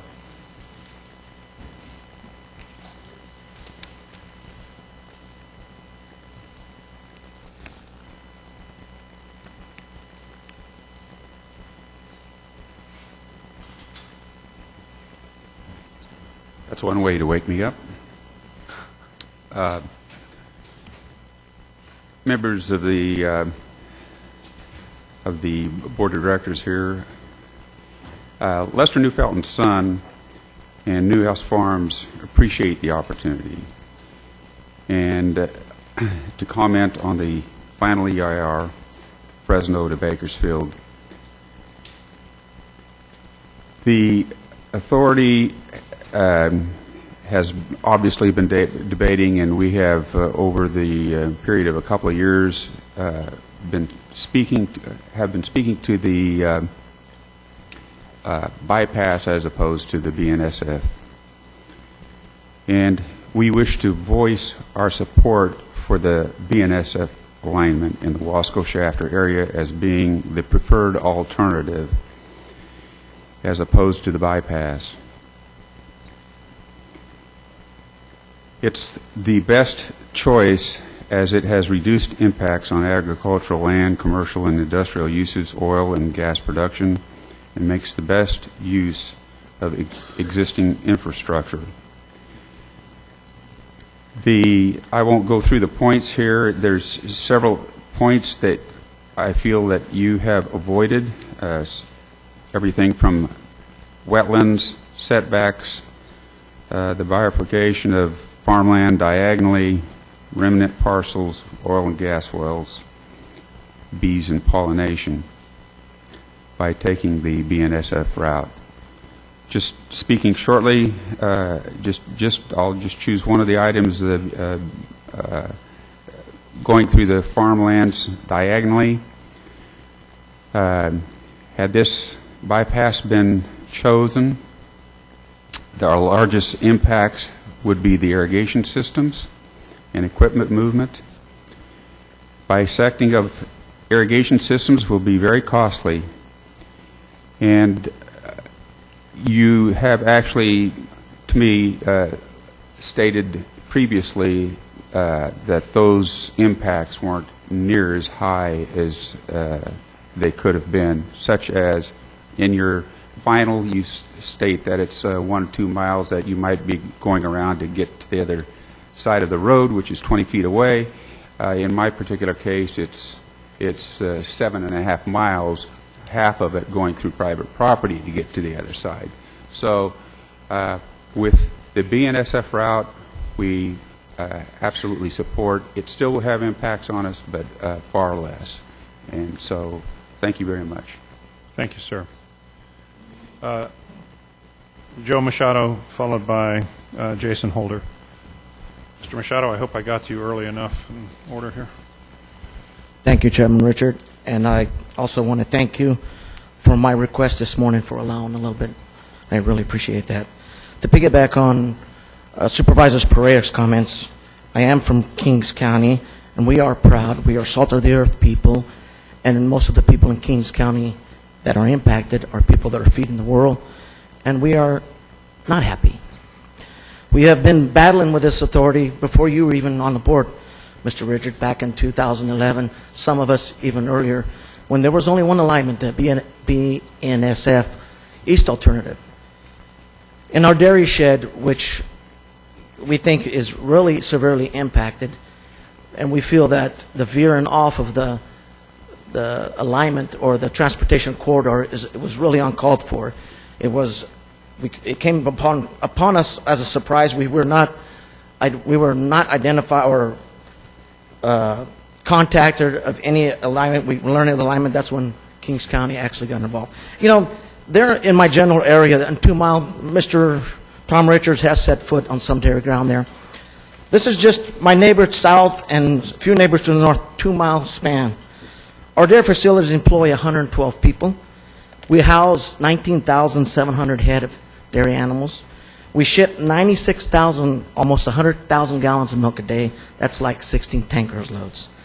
And what the beef I have with the EIR concerning my facility, your preparers have cleverly, thread the needle so to kind of miss our facilities, but what they don't realize is the whole facility, the whole ground attributed to the dairy facilities is part of the whole body of being. Wastewater must be distributed in that. Feed is grown. The whole influence. You can't just say, yay, we threaded the needle. We didn't touch the facility. No impacts. We can mitigate that. You cannot. I am under 3-4 permits. Air quality, regional water quality, a general permit, and a health permit. All those are in jeopardy of being out of compliance. I did a survey with two engineering firms. When the first draft document came out, I was listed in the EIR, had some assessments. I disagreed with it. I contacted your people. I showed them, well, here's my assessments from my people. And they said, okay, maybe we blew it a little bit. We'll get that corrected. Lord and behold, the final draft document comes out. And I'm like, okay, we'll see what happens. What a slap in the face. My facility is not listed as an animal confined. It's 600 acres. You traverse it a mile through. They're split at 80-20. Eliminate almost all groundwater with the elimination of the 3 wells with the overpass. You trisect 4 irrigation lines. Eliminate almost any transmission water from my wastewater lagoons.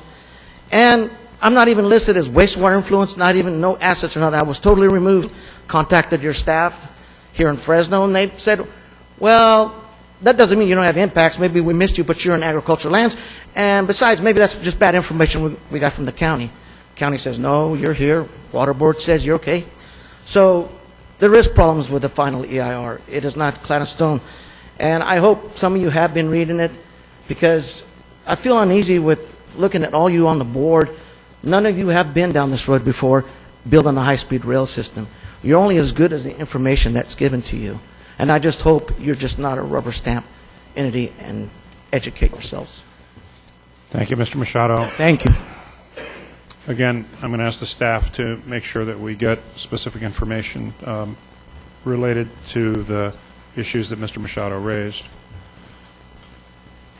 Mr. Holder, followed by Charlene Hawk, I believe it is. I'm sorry. Hook, excuse me. Mr. Holder. Good afternoon, Mr. Chairman Richards, Mr. Morales, members of the board. My name is Jason Holder. I'm an attorney specializing in environmental law, including CEQA and NEPA, and I'm here on behalf of Citizens for California High-Speed Rail Accountability, County of Kings, and Kings County Farm Bureau. Yesterday, we submitted a letter to your attention concerning the final EIR, EIS. I hope that you've all had a chance to read the letter. If not, I have multiple copies here. I want to submit a copy for the record as well, again. And our letter describes in detail some major problems with the EIR, EIS. I will distill like just 5 of the issues that we raise. First, the project wasn't defined properly. The ICS is the project. It's the real project. It's what will actually cause effects on the ground from Madera to Bakersfield. And one EIR that covers all of those effects is what was appropriate here. If built, the ICS will be the only part of the project that is constructed in the Central Valley, possibly for years to come. In fact, likely for years to come. Only the ICS provides the independent utility that was required to get ARA funding. The logical division of sections, station-to-station sections, has broken down. The Merced to Fresno section doesn't get to Merced, and the Fresno to Bakersfield section won't get to Bakersfield. Second, the EIR does not adequately analyze cumulative impacts. So even if a section-by-section approach is okay, if you look at the cumulative impacts chapter, there's very little, if any, consideration of the impacts of neighboring sections. By dividing the project into sections and considering the impacts in isolation, the authority overlooks cumulative impacts that are greater than the pieces. Because the 2005 programmatic EIRS relied on incorrect assumptions such as sharing railroad right-of-way and a 50-foot already. You have a minute to go. I think a lot of these points I've made quite clearly in my letter. Yeah. So You have another minute, so. Okay. Well, one thing that I didn't go into great detail with the letter is valley fever. And I think that the city of Bakersfield raised valley fever in their comments on the EIR, and their response to that comment was highly inadequate. The EIR assumed that standard dust control measures would be sufficient to address this major public health issue. On this basis, it concluded, without analysis or factual support, that the risk of spreading valley fever during construction or operation was less than significant. In contrast, last year, the California Energy Commission recommended enhanced dust control measures to reduce that project's potential to spread valley fever. And with that project, the Sierra Club recommended further protective measures, including dust control measures when construction is not occurring, such as at night and during weekends, enhanced measures for stabilizing disturbed soils, restricting soil disturbing activities to the times of year when it's less likely to spread the valley fever fungus. The EIR must be revised to analyze the impacts of a sufficiently described ICS, and it must provide a robust and transparent analysis of severance impacts to agricultural lands and the risk of exacerbating the valley fever problem. Thank you, and I'm happy to answer any questions. Thank you, sir. I apologize if I'm reading this incorrectly. Is it Charlene Hook? Ms. Hook, and you'll be followed by Jennifer Hansen. I brought this to reiterate from prior meetings. And Dan Richards, I'm sure you're aware of this because you went to this home over here to Ray and Ruth Ashford. They were the couple that had the child killed, Yes, and I the remember. ashes are on their property. We're right next door. My sisters and I are all right there in the alignment. And it was just ironic that it's going to take a whole family out. I don't understand that. I'm really baffled because I don't understand the reasoning behind people voting when you don't do what the people voted for anyway. You can just take a vote and turn it to do whatever you want it to do. If I did that, I'd be in jail. Jerry Brown has a legacy. This is our legacy. We have farmers, dairymen. They have legacies, but they mean nothing because they're not a governor. California is in bad shape anyway, and you're going to bring this in here and tear up what's left of California. For why, I don't know. And cap and trade, there's another violation. Because you think you can get away with it. Cap and trade doesn't even fall into what you think you want to do. And just like the health issues, valley fever, come on, think about that. Not to mention the water. California's in a drought, always has been, always will be. And this trains are going to require water. You guys need to think about what you're doing. Prop 1A, we voted it, or somebody did, I didn't. Stick with it. Why do you want to change it now and have that train doing all this crap? How are you going to get from point A to B in the time you specify when you're doing this? It doesn't make any sense. You guys need to really think about what you're doing it right. And you wouldn't even put it back on the ballot, whoever determined that, because you knew what it would happen. You would be voted down and this would end. Think about our legacy, our farmers, our dairymen. And those of you who think you aren't impacted directly, you will be. Because when they take Ms. our Hook, farm Ms. out of Hook. dairy, you will be impacted. I just wanted to ask you to address your comments to the board, if you would. So, Yes. okay. But they always talk about impacts. I'm directly impacted. Those of you that aren't, yeah, you are. Because when they take the farms and the dairies, think about it. You will be impacted. Thank you, Ms. Hook. Jennifer Hansen, followed by Randy Aronian. Ms. Hansen. Hi, my name is, can you hear me okay? My name Yes. is Jennifer Hansen. I'm a Tulare County resident and manage PFFJ, a wholly owned subsidiary of Hormel Foods Corporation based out of Corcoran. I appreciate the opportunity to speak today. We've been trying to work with the authority for 3 years. We've provided comments, consistently explained our concerns, and even hosted meetings at my facility, yet nothing has changed. Our voice has not been heard. High-speed rail will likely put my company, PFFJ, out of business, and I'm here on behalf of my company and my coworkers. We hear a lot today about people, new jobs. Well, I'm going to give you the other side of it. PFFJ is a large swine production agribusiness in Corcoran with 43 full-time, year-round, with benefits staff. We provide 150,000 market hogs to Farmer John every year in Los Angeles. We own 2 parcels of land. They're separated by a mile. One parcel has an overpass scheduled to be built on it.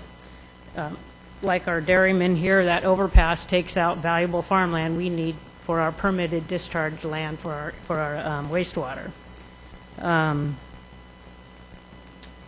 The other parcel we own is a large feed processing plant. The high-speed rail runs right through the middle of our plant.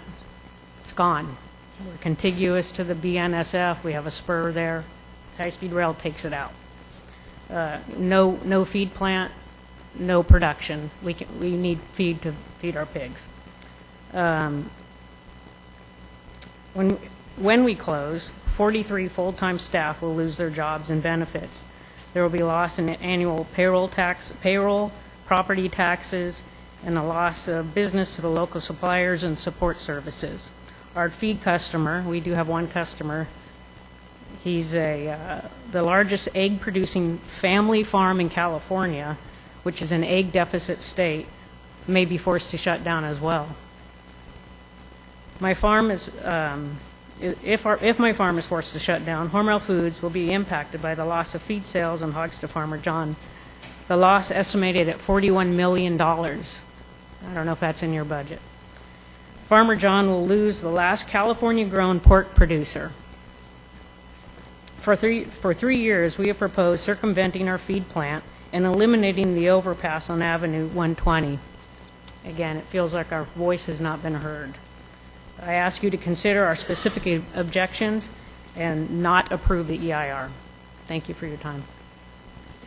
Thank you, Ms. Hansen. Randy Aronian, followed by John Gwynn. Did I pronounce your name thank correctly? you very sir? much for allowing me to speak today. Of course. The reason why I'm here is I wanted to talk about the appraisal process and what I've gone through so far.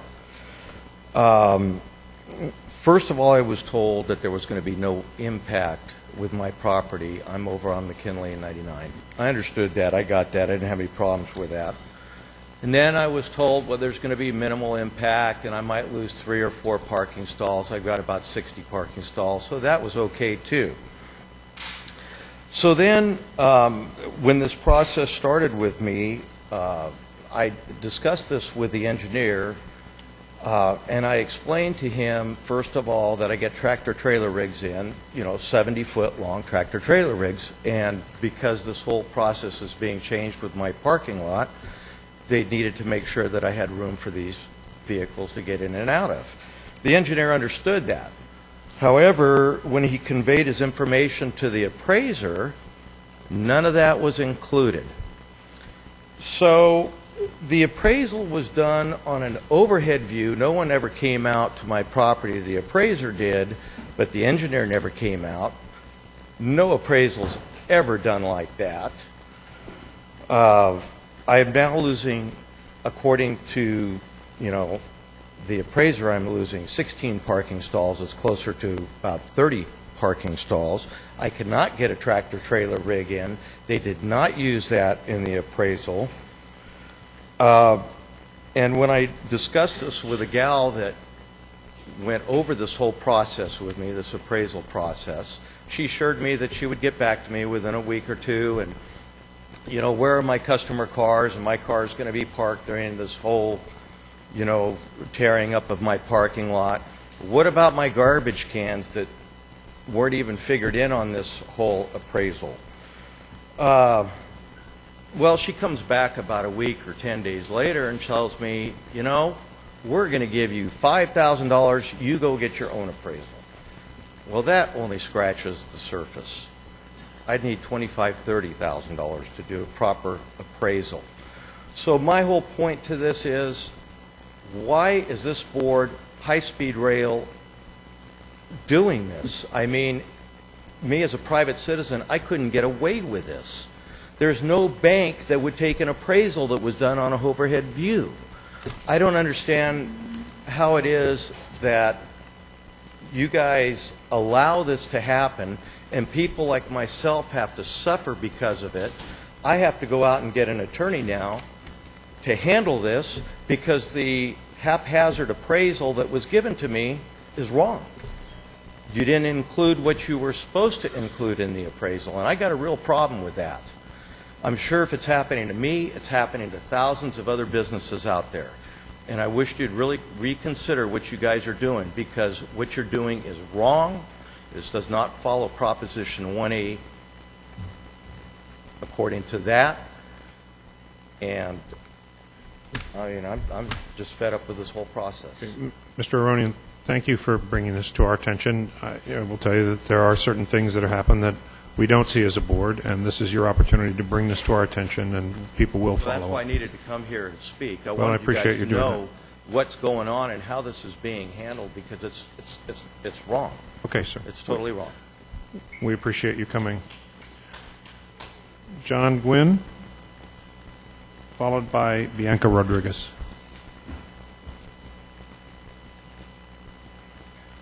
Chairman, members of the board, I'm the Vice President for Roll Real Estate Development, which is a division of Roll Global. Roll Global is the parent company of Paramount Farms and Roll Real Estate Development. So I'm here representing both Paramount Farms and the Real Estate Development Corporation. First of all, I want to thank Ms. Gomez and her staff and your staff for working with us on our concerns. We are supportive in the Shafter-Wasco area of the preferred alignment along the BNSF. We would oppose the other alignments. We're also a part of the Wasco-Shafter agricultural group, and we're supportive of their comments. So thank you. Thank you, Mr. Gwynn. Okay, Bianca Rodriguez, followed by Alfred Mendoza, Jr. Hello, everyone. Thanks for having me here. My name is Bianca Rodriguez, and I am a civil engineering undergraduate student at Fresno State. I am also part of the Lewis Stokes Alliance for Minority Participation and part of the I Will Ride chapter at Fresno State. Wanted to come here today to really show my support for the high-speed rail and urge you guys to approve the EIR-EIS. This is really an opportunity for the students to develop their career in the Valley. 2 years ago, my goal was to finish my undergraduate studies in the Valley and move away. Move to another city, a bigger city, a city that actually offered the opportunity to pursue a dream job. That place is now Fresno for me. There's no need for me to move elsewhere because of the high-speed rail. And as such, I mean, I feel like that same opportunity needs to be offered to the next generations, the generation under me. I know how important it is for students pursuing a STEM career to have that opportunity. And like I said, as such, I feel like those opportunities need to stay here and not be moved elsewhere. That's it. Thank you. Thank you, Ms. Rodriguez. Alfred Mendoza, Jr., followed by Leanne Eager. Good evening, everyone. I myself am a student at Fresno State, a civil engineering undergrad student. And over the years, I haven't been too thrilled in my major just going through the regular classes like everyone else has until I got involved with the Mid-Pac civil engineering competition that just occurred a month ago. And just me getting involved in an aspect that I've studied in and putting it in real life applications was amazing.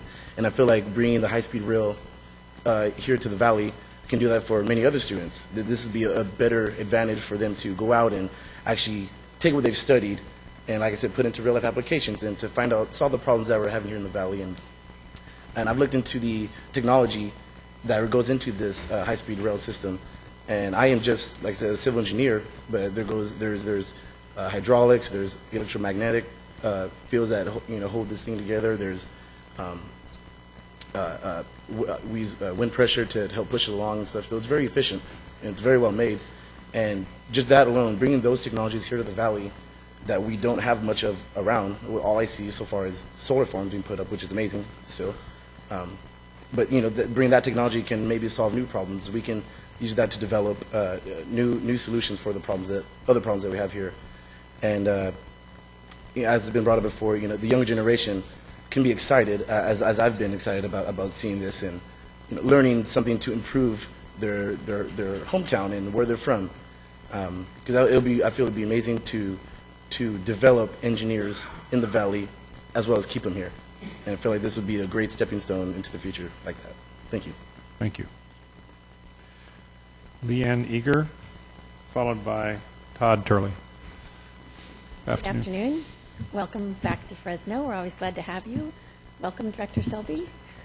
I was sorry I wasn't able to come to the last board meeting. I was in Sacramento. I was hoping to come over, but I was at a California Economic Development Conference with about 200 other economic development professionals. And we spent 3 days talking about how difficult it is to bring new business to California. We talked about the high unemployment. We talked about the air pollution in the Central Valley. And as people talked about, gosh, what is it that we can do to change the climate in California in order to bring in new business, in order to get people excited about California again? And those of you who know me, I was sitting back in the back of the audience going, oh, I got something. And of course, it was the high-speed rail. Of course, it was, we do have something right here at our fingertips that can change this climate in California, and especially here in the Central Valley where we need it the most. And I have been coming to these meetings for 5 years. I have been hearing the folks come up and talk about what it is that we need to do differently. And it has been those first 3 years to talk about the EIR from Merced to Fresno, and then in the last 2 from Fresno to Bakersfield. And I have to say that you have been very responsive to the things that we talked about here in Fresno County about what it is that we need. But one of the things that we have found over these last 5 years in working with our businesses and working with people along the alignment, that the worst thing has been the unknown. the worst thing has been, I don't know if I'm on that alignment. I don't know what's going to happen to me over these next 5 years. So I think really now is the time. Those folks from Merced to Fresno that we've been working with, and they know what's going to happen in the next 5 years. They know what we need to do in order to move them. They feel more comfortable about what's happening. I think when we finalize the EIR from Fresno to Bakersfield, those folks will feel more comfortable too. Being in limbo has to be the worst, right? We can start working with those folks that are out in Fresno County now, talking to them about what's coming and how we can help them with this relocation process. So all of these things come back to, I think, our theme, which is now is the time, and we appreciate your support. Thank you. Thank you, Ms. Eager. Todd Turley.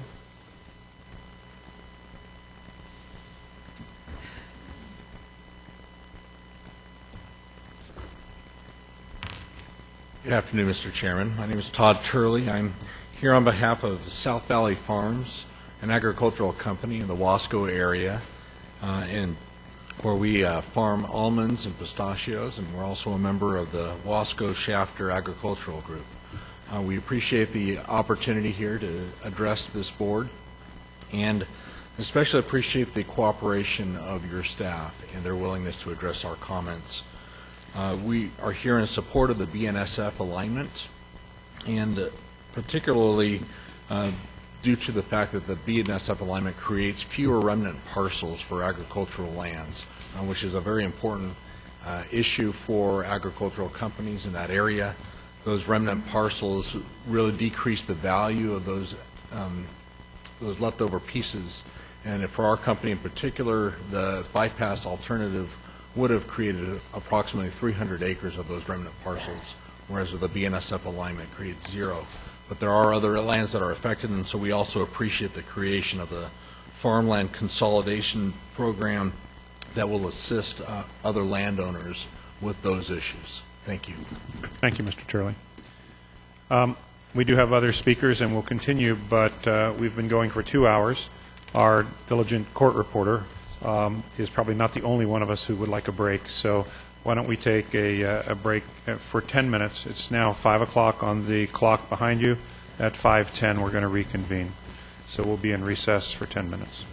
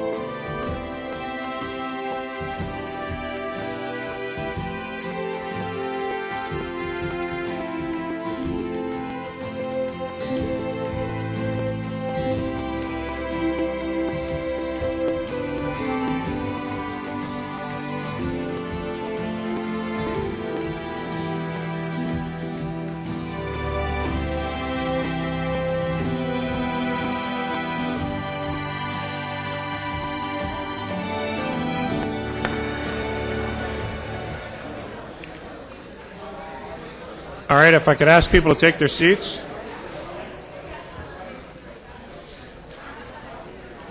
But I do this just for me because then I know when we're getting close. Because I gave him like 40, but then I've given him almost another 10. He's got like almost 20 left. I'm so hungry all that. Yeah.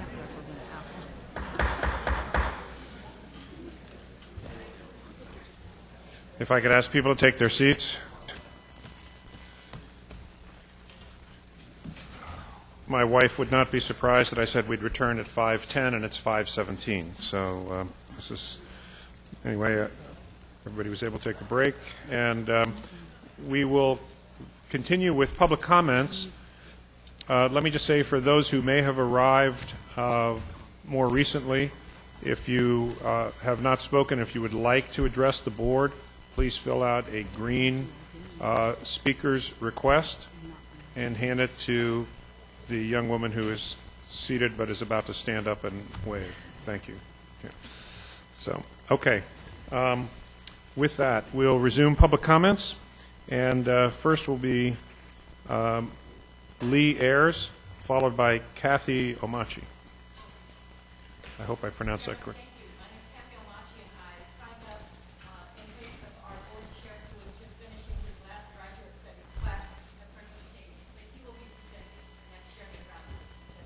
All right. Thank you. And I'm sorry, Lee Ayers, did we miss Lee Ayers? Okay, I'm going to set that aside, and we'll go back to that. Next, then, will be Holly King, followed by Michael Maldonado.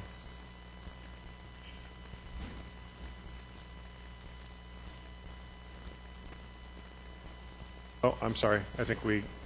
Go ahead. I see what happened. My mistake. Go ahead. Okay. Please introduce yourself. Good afternoon, Board. My name is Jeremy Brownstein. I am a graduate student of Fresno State from the Department of Social Work Education.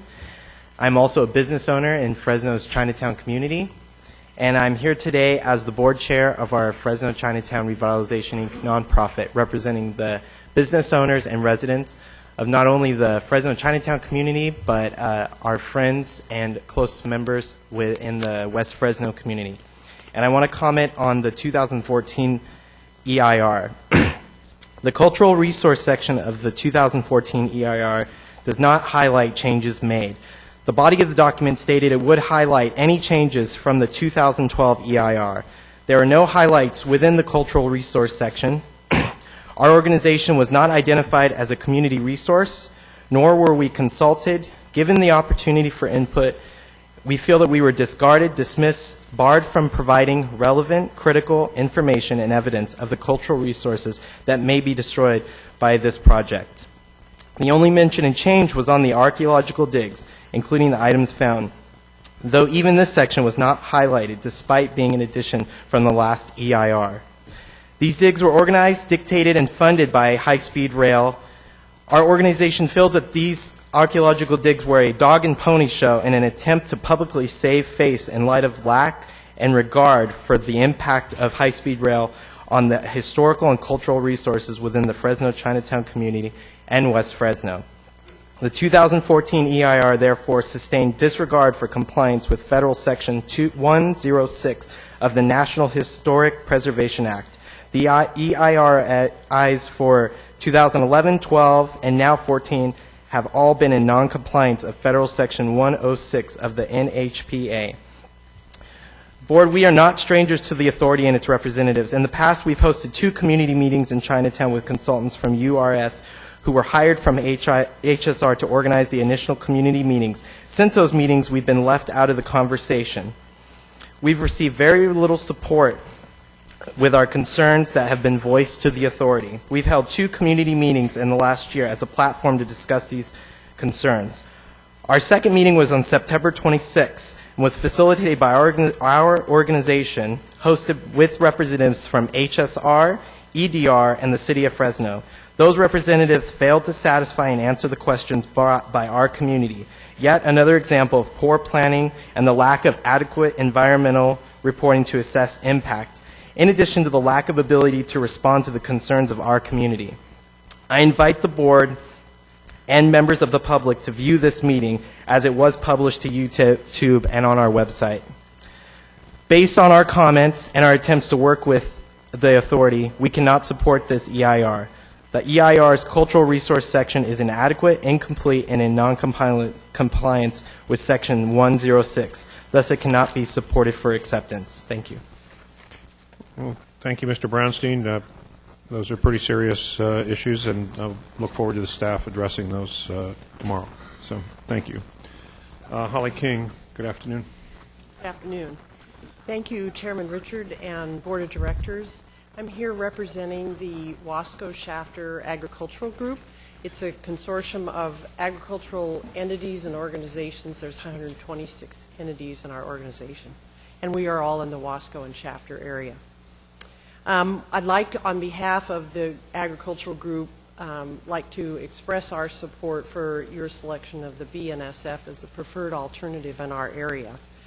And I also want to thank your staff, specifically Jeff Morales, Diana Gomez, and Mark McLaughlin, all of whom have worked with us to hear our concerns and also work to address them and incorporate them into, and you can see it in the change from the draft EIR to the final EIR. A couple of examples. Wetlands is one area. The preliminary jurisdictional determination, the PJD, would have led you to believe that there are a lot of really high-quality wetlands in our area. There are not. And with some research that was done, the final EIR states, and I quote, "It is noteworthy that none of these waters are wetlands and are instead man-made features installed in uplands for agricultural purposes such as irrigation return flow, detention basins, and irrigation canals," unquote.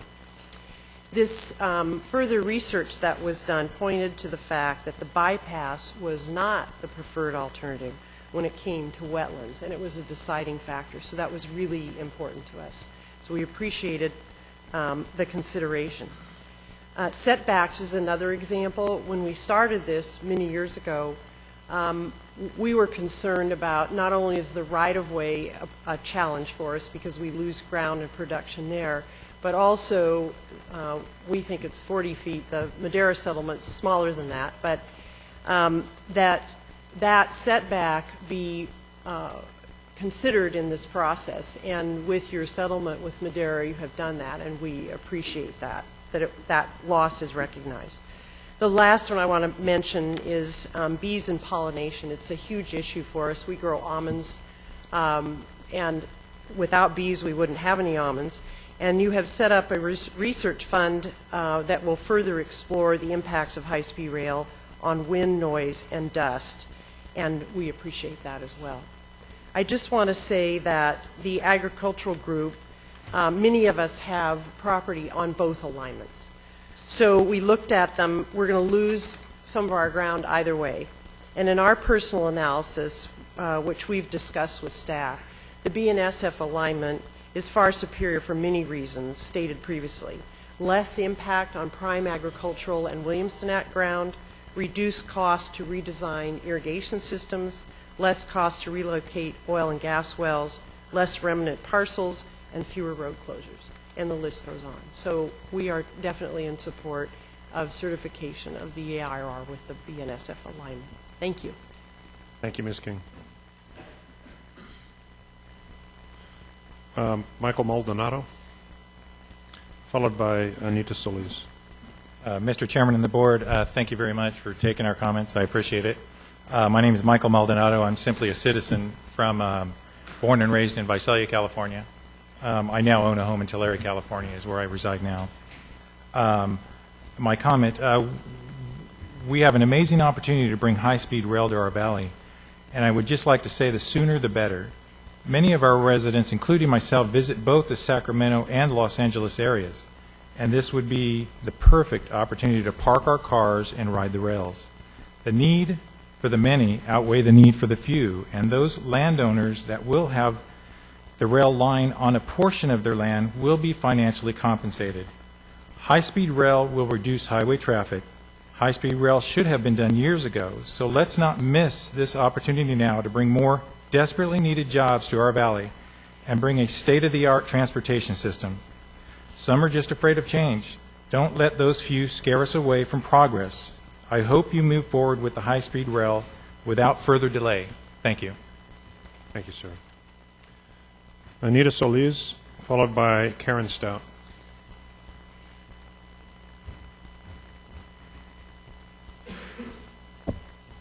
Good afternoon.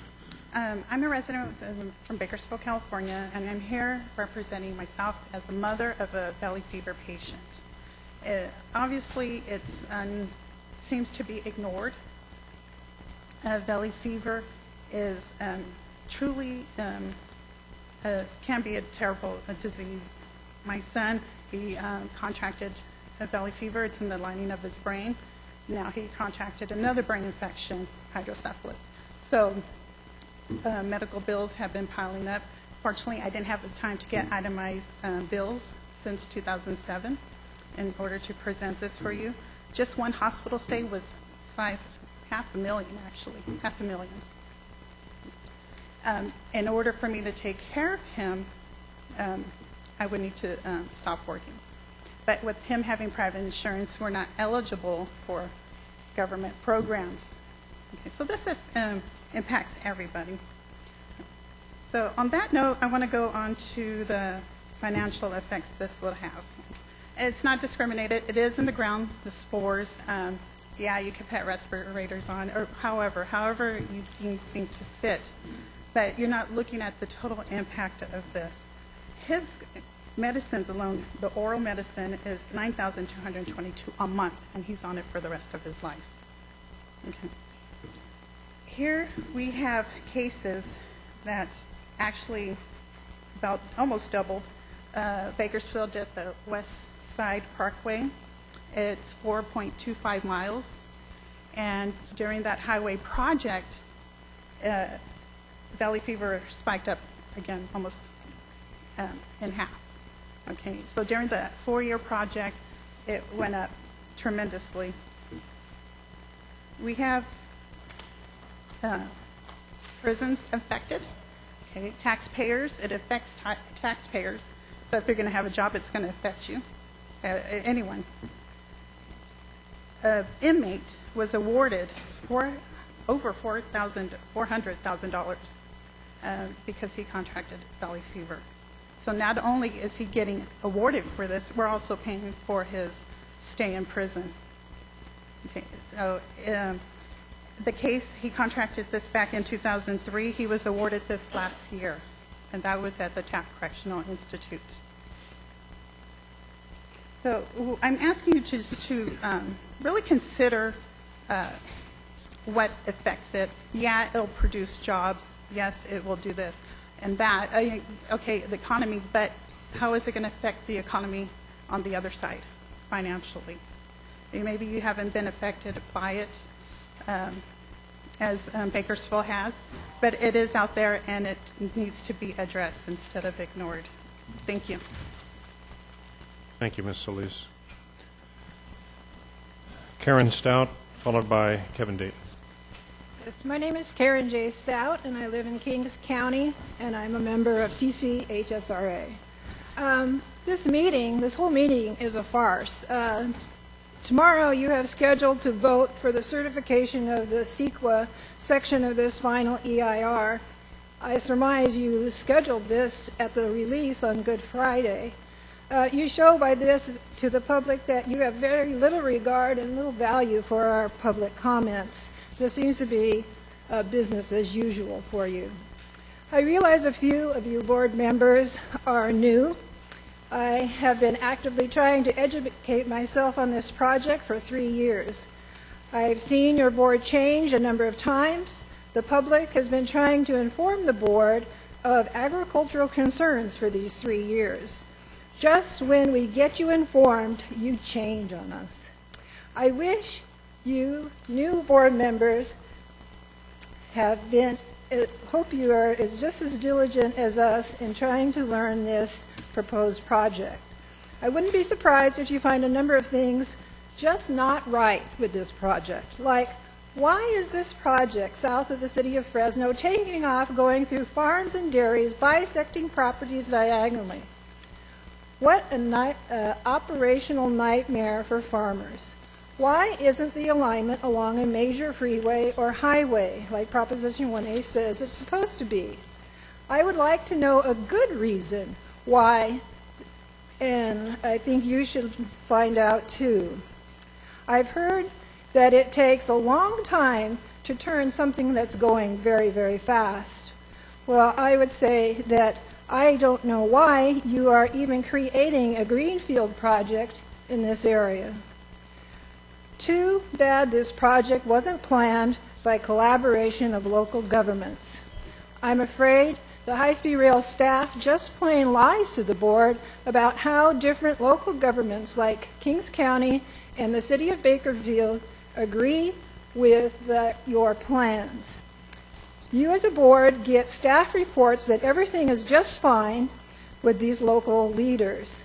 I am thinking of 2.5 years ago when this was flatly not true in these two cases.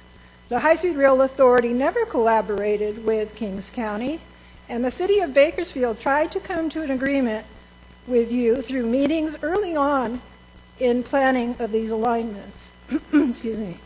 In the case of the city of Bakersfield, you did not want or did not even consider their recommendations or desires. Today we heard here that that still is the case. The High-Speed Rail Authority could learn something from Henry Clay. Well, wait, let me be fair. Maybe you just don't know, but the purpose of planning meetings is to reach a compromise. And collaboration must be beyond your scope of work, since 60 questions from the Kings County government are yet to be answered in 2 years. I hope you will see that this new CD that you have released on May 2nd should start this comment period all over again, since now is only the time that you released 3 days ago the total project. If you're going to put your name on this, you new members, and pass it to CEQA and the Federal Rail Administration, I hope you look at this very carefully. Thank you, Ms. Stout. Kevin Dayton, followed by, not sure, last name is Cooper from Corcoran. So. Thank you, Mr. Chairman. Kevin Dayton with Lee Burshoe Solutions. Mr. Dayton, let's just hold the clock for a second. You've appeared before us a number of times, but I have to say that you've brought a very delightful accompanist with you today. Yes, thank you. This is actually my 9-year-old daughter, Anna, who loves politics, and she's very interested in this. I think that she has a good balance, thinking, well, it'll be fun to ride the high-speed rail, but her generation, long after we're gone, and probably even after I'm dead, they're going to have to figure out how we're going to pay off the debt on this, how is it going to be secured, and I'd like her to see early on what this tremendous project is going to bring to her native state. So I'm glad that she's here excited about this, and hope she sees more of what's going on with this. It's certainly a big thing for her generation.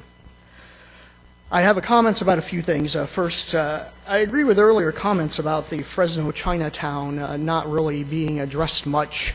Of course, the thing is that that's in the project segment for Merced to Fresno. So if you go back and look at that, you'll be surprised at how little there was about it. And I agree that perhaps a lot of that was missed because people keep on telling me, oh, you know, Fresno Chinatown isn't being addressed here. But it's the earlier segment where it falls under. Regarding this particular environmental impact report, the first thing I notice is very little is paid attention to Baker Commodities, which the high-speed rail is apparently going to go through the back door and out the front door of this. And I hear stories about how this is the only rendering plant for cow carcasses in Kings County, and if this closes, they won't be able to get water permits to operate anywhere else, and people will have to have their dead cows trucked up to Fresno. I think this is a serious issue, and I saw a few little remarks and letters and things earlier saying this is serious. And I think this is not addressed appropriately. I think this could be a big problem for the dairy industry. Valley fever.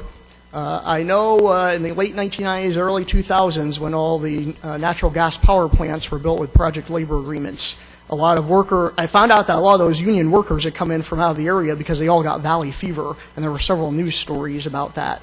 So you want to take a look at that and the past experience with power plant construction. They're also having problems with valley fever on the solar power plant work in San Luis Obispo County too as well.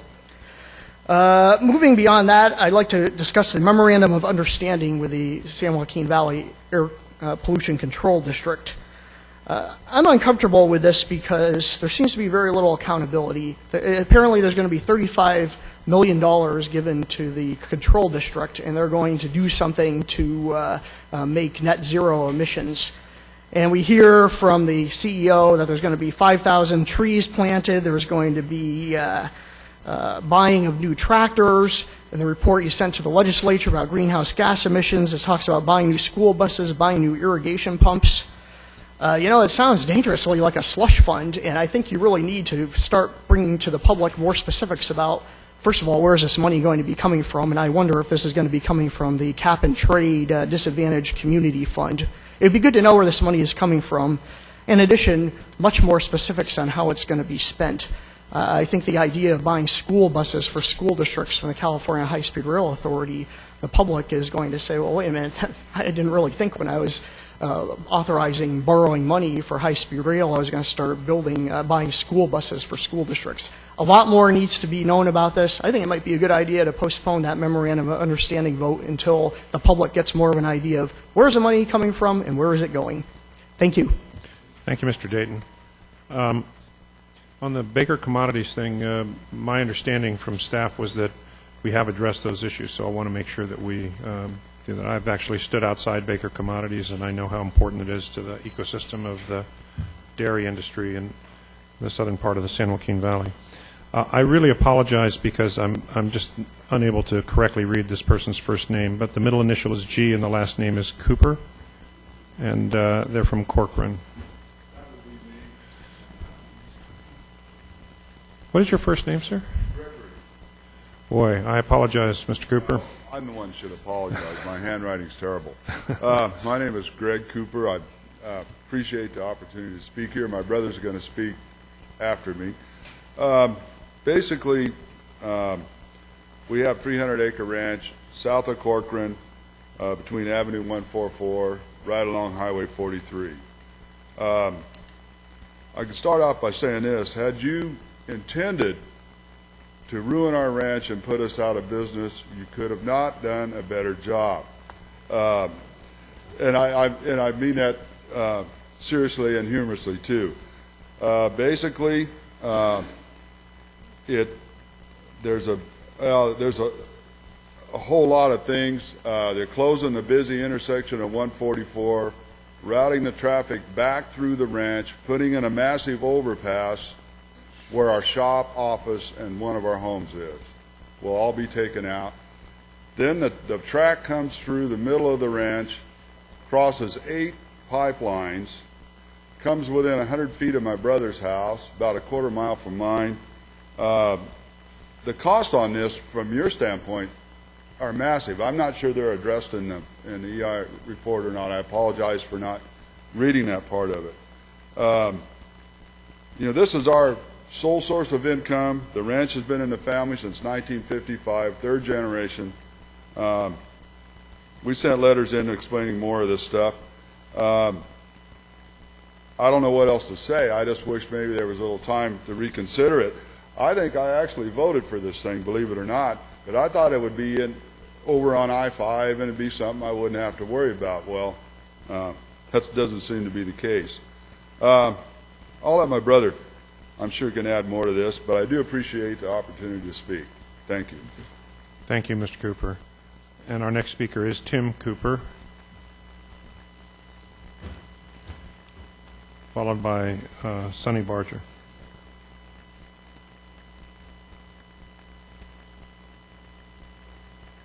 Thank you, board members, for letting us speak. As my brother said, we're located in the west side of Tulare County, just south of Corcoran, up near the California State Prison. We farmed there since 1956, And according to your maps, not only are you going to put a rail through the ranch, you're going to reroute a main artery that feeds the state prison, Avenue 144. You're going to close it and build county roads through the middle of our ranch over the rail and route it to the prison. There's a tremendous amount of traffic. There's actually traffic jams there at Highway 43 as it exists. According to your map, you're going to reroute the state highway, you're going to reroute the county roads, you're going to bring the rail through the ranch. We're going to lose 1 or 2 homes, shop, 2 sheds, domestic pump, equipment yard, our office. It's all going to be gone. We have 8 concrete pipelines that are going to be crossed by at least the rail and probably several other roads. It's just really discouraging to read this report. We're going through a drought now, as you're all aware, and we're dealing with that. But that's an act of God. This high-speed rail is an act of man, and I hope that other men can stop it in the court system. Can I submit a written report while I'm here? Absolutely, sir. Thank you very much. Thank you, Mr. Cooper. Okay, Mr. Barger, followed by Michael Lamb. Mr. Barger left. Okay, we'll come back to that. Michael Lamb. And, sir, you'll be followed by John Hernandez.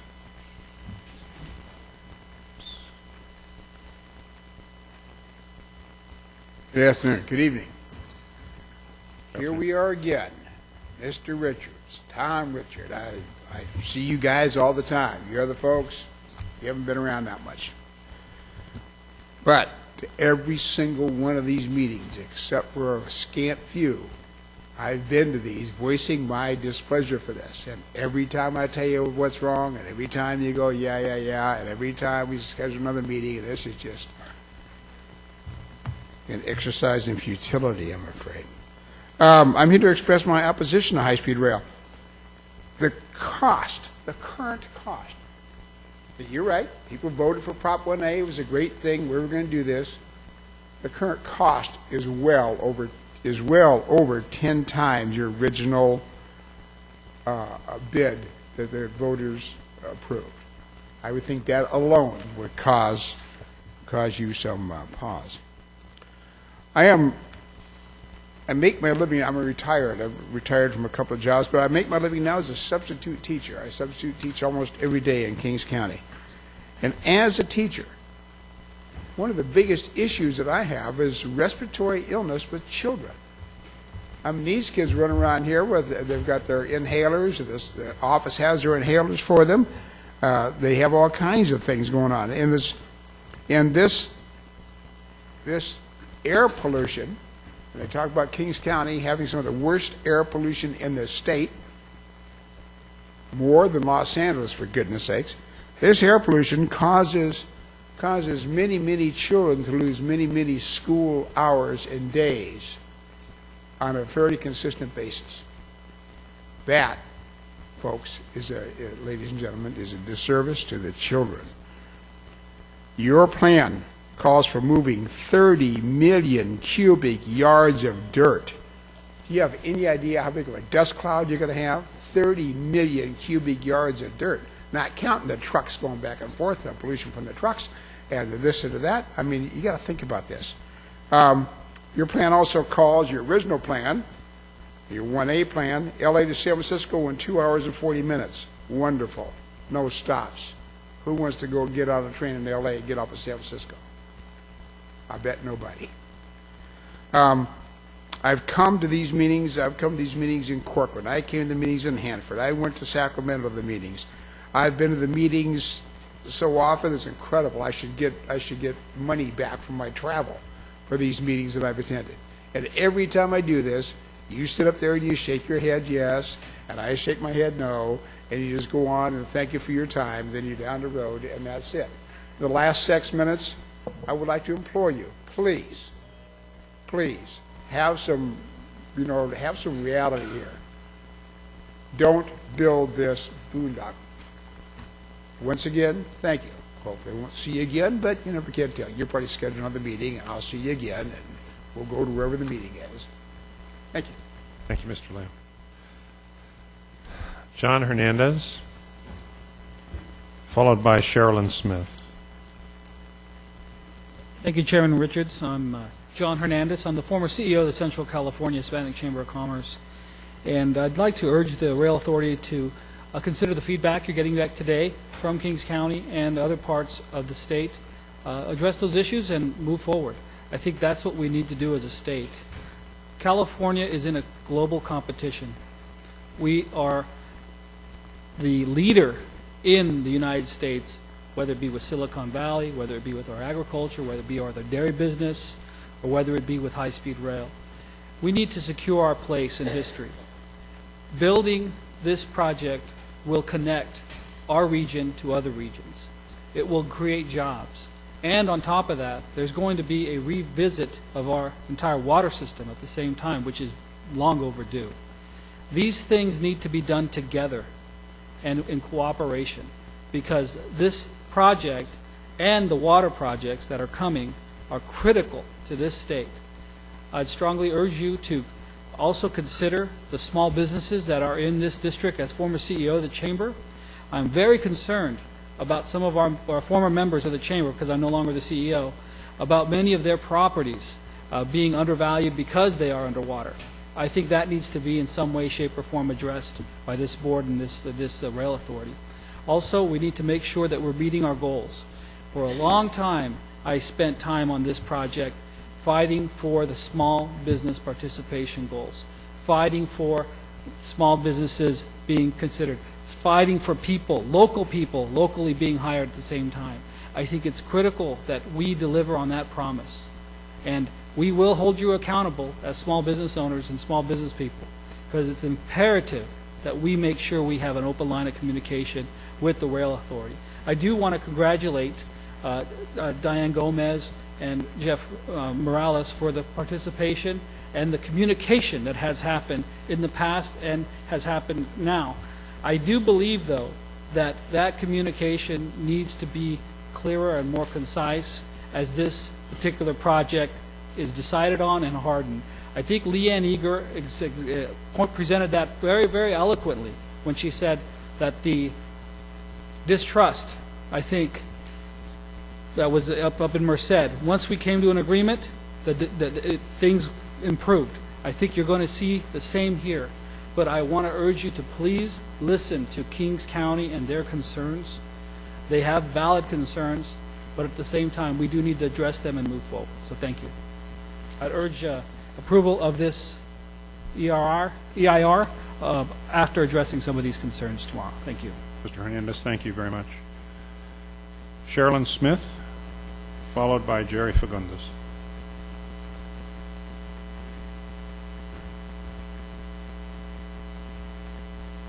I, too, am going to address mainly the funding issues that are before us, but I also want to preface what I have to say a little bit with the fact that I'm going to refer to cap and trade and Governor Brown's what I call misguided attempts to bail you out. But as I do that, I want to say something that I've been saying privately, but I want to address it to everyone today. I am left of the Democratic Party, and therefore I am critical of both. This has been perceived in the Valley as a very right-wing issue. I think what I'm about to present to you is at the heart of liberal thought, and I hope that those of you that might mean something to, it might resonate with, will hear it. I'm going to read off of something that's prepared, but I may interpolate a little bit as well. Governor Brown's misguided attempts to reconfigure high-speed rail funding are fraught with damaging consequences. Reading between the lines, that is, looking ahead, we need to read between the lines. If Brown implements cap and trade funds to pay for HSR's initial segments, fines paid by the worst polluters in the state would virtually bail out HSR from its self-inflicted predicament, the loss of Prop 1A money. That would leave the authority forever indebted to certain corporations. It also releases HSRA from Proposition 1A's fiscal safeguards and provisions, leaving us with a deregulated project, discreetly tied perhaps, and very likely, to discredited companies, particularly with environmental issues. I would like to interpolate, for example, one of the most notorious companies is Chevron, and that's where former Senator Rubio now works. And he's the one that did the tipping vote that led to the legislative approval of releasing the bond funds, which are now very much in question in the courts. But still, I hear you, HSRA, point to that vote, the overall vote, and say it must be okay. They looked at it, everything must be okay. Let's not go there. And looking ahead, that is hardly consistent with what voters' original intent as defined in Prop 1A, the 2008 law that allowed HSRA to set up shop, collect salaries, and spend millions so far. And I have seen you, many of you sitting right there in the chairs, turn to each other here in these chambers and say, that's consistent with 1A, isn't it? And as if you're feigning compliance prior to the court decisions.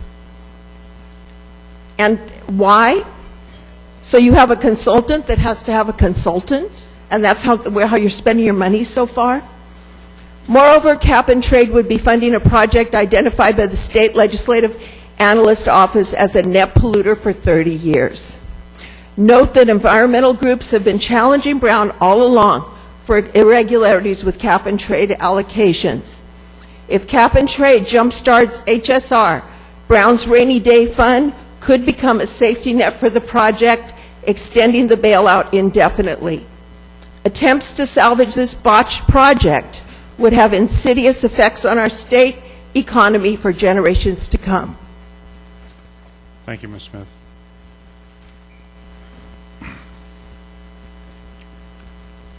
Janice. Jerry Fagundes, followed by Helen Sullivan. Jerry Fagundes, and I'm actually going to read a little bit from Carol Bender from Bakersfield. Her comment to the draft EIR regards using outdated population data, requesting HSRA to redetermine more current numbers using 2010 census instead of outdated 2000 census. The response she received: the Federal Railroad Administration and Department of Transportation issued a notice of intent to prepare an environmental impact statement for the California high-speed train project for the Fresno to Bakersfield section on October 1st, 2009. This date established the reference year of the affected environment. At that time, the 2010 census data had not been published, therefore the 2000 census data was used for the socioeconomic analysts in addition to the more recent data from the American Community Survey, the California Department of Finance, the California Employment Development Division, the California State Board of Equalization, as well as local data sources. These methodologies used to identify and analyze affected populations as well as all data sources used were detailed in Appendix A of the Community Impact Assessment Technical Report. Ms. Carol Bender's rebuttal: while you may have used other data, more recent data from surveys as well as from local and other government agencies in other parts of your socioeconomic analysis, this was not the case when developing the numbers to show the number of people who live within 1/2 mile from the proposed alignments in Kern County and Kings County. The populations you use only came from the 2000 census. We are currently 14 years beyond that. You agree in your responses to me that there are 81,699 people in Kern County within 1/2 mile of the alignments. However, you neglect to state that there are more likely far more people living within that 5 mile of the alignment now. Bakersfield has grown in population significantly in 14 years. Using the 2000 census to report this very important data is misleading. it is very unreasonable to ask for revised numbers based on the 2010 census, which is easily attainable. Therefore, it is reasonable to say that the moderate to severe impacts to our community for noise, vibration, air pollution are elevated far beyond those figures represented. It is important to point out that this also means more people are potentially at risk for exposure to valley fever spores during the construction and operation.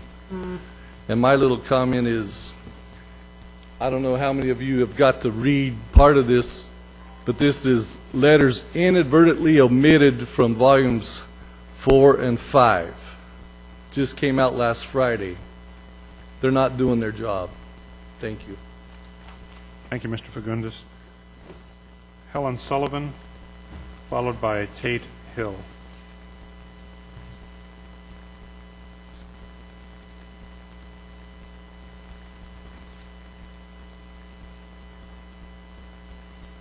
Good afternoon. My name is Helen Vieira Sullivan, and I own property directly in the path of the Hanford East alignment. My family and I learned of this possible route through our property approximately 5 years ago. Since this time, we have met with with one of the authority's paid consultants on several occasions, and I myself have gone to many of the outreach meetings, each time voicing my questions and concerns regarding land use, water impact, and loss of natural resources and wildlife. Likewise, each time I was told, Ms. Sullivan, we will address your concerns and get back to you. That was 5 years ago. As far as I'm aware, there are none of these highly paid consultants or staff members still working for the authority. They walked away with their paychecks, and never once did they address any of our concerns. They were apparently ignored. Last Friday, May 2nd, I found a FedEx envelope thrown over my gate at the front of my driveway. In this envelope was a letter from Mark McLaughlin, your Director of Environmental Services, which apologized for the fact that my comments concerning the draft EIR-EIS dated October 13th, 2011 had been received, but unfortunately had not been included in the final EIR-EIS. But they were addressing my concerns now in the attached letter. May I say, upon reading these responses, they were general in nature, very, very vague, and totally inadequate. It had been 2 years and 7 months since my letter had been submitted, and yet it was unfortunately omitted from the final draft EIR. I now understand that at least 30 letters totaling some 230 plus pages were omitted. Those that I have talked to who received these letters in these envelopes are some of the individuals and businesses that are impacted the most in Kings County. In your staff's rush to produce this document and have it approved without even many of us being allowed the entire 17 days to respond, you have once again failed to recognize our concerns in good faith. I ask you not to approve a document that has obviously been hurried and constructed to confuse, bypass, and deceive on the real issues. I do not believe that the environmental concerns were adequately answered or studied, and that to approve this EIR-EIS would be a totally inappropriate and self-serving action on the part of the authority and your staff. Thank you. Thank you, Ms. Sullivan. Tate Hill, followed by Mary Jane Fagundes.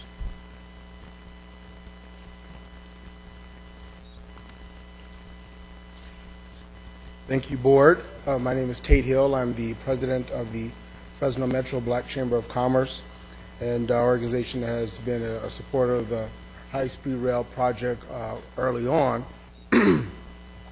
And we have been a supporter of the project early on.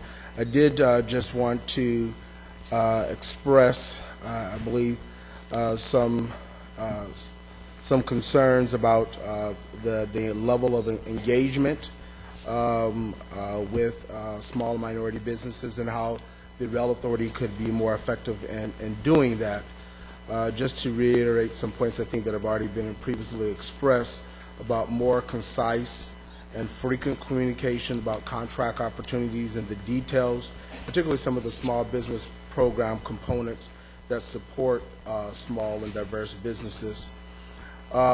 Also, more effective communication with current contractors and their subcontractors regarding current contracts and their payment schedule.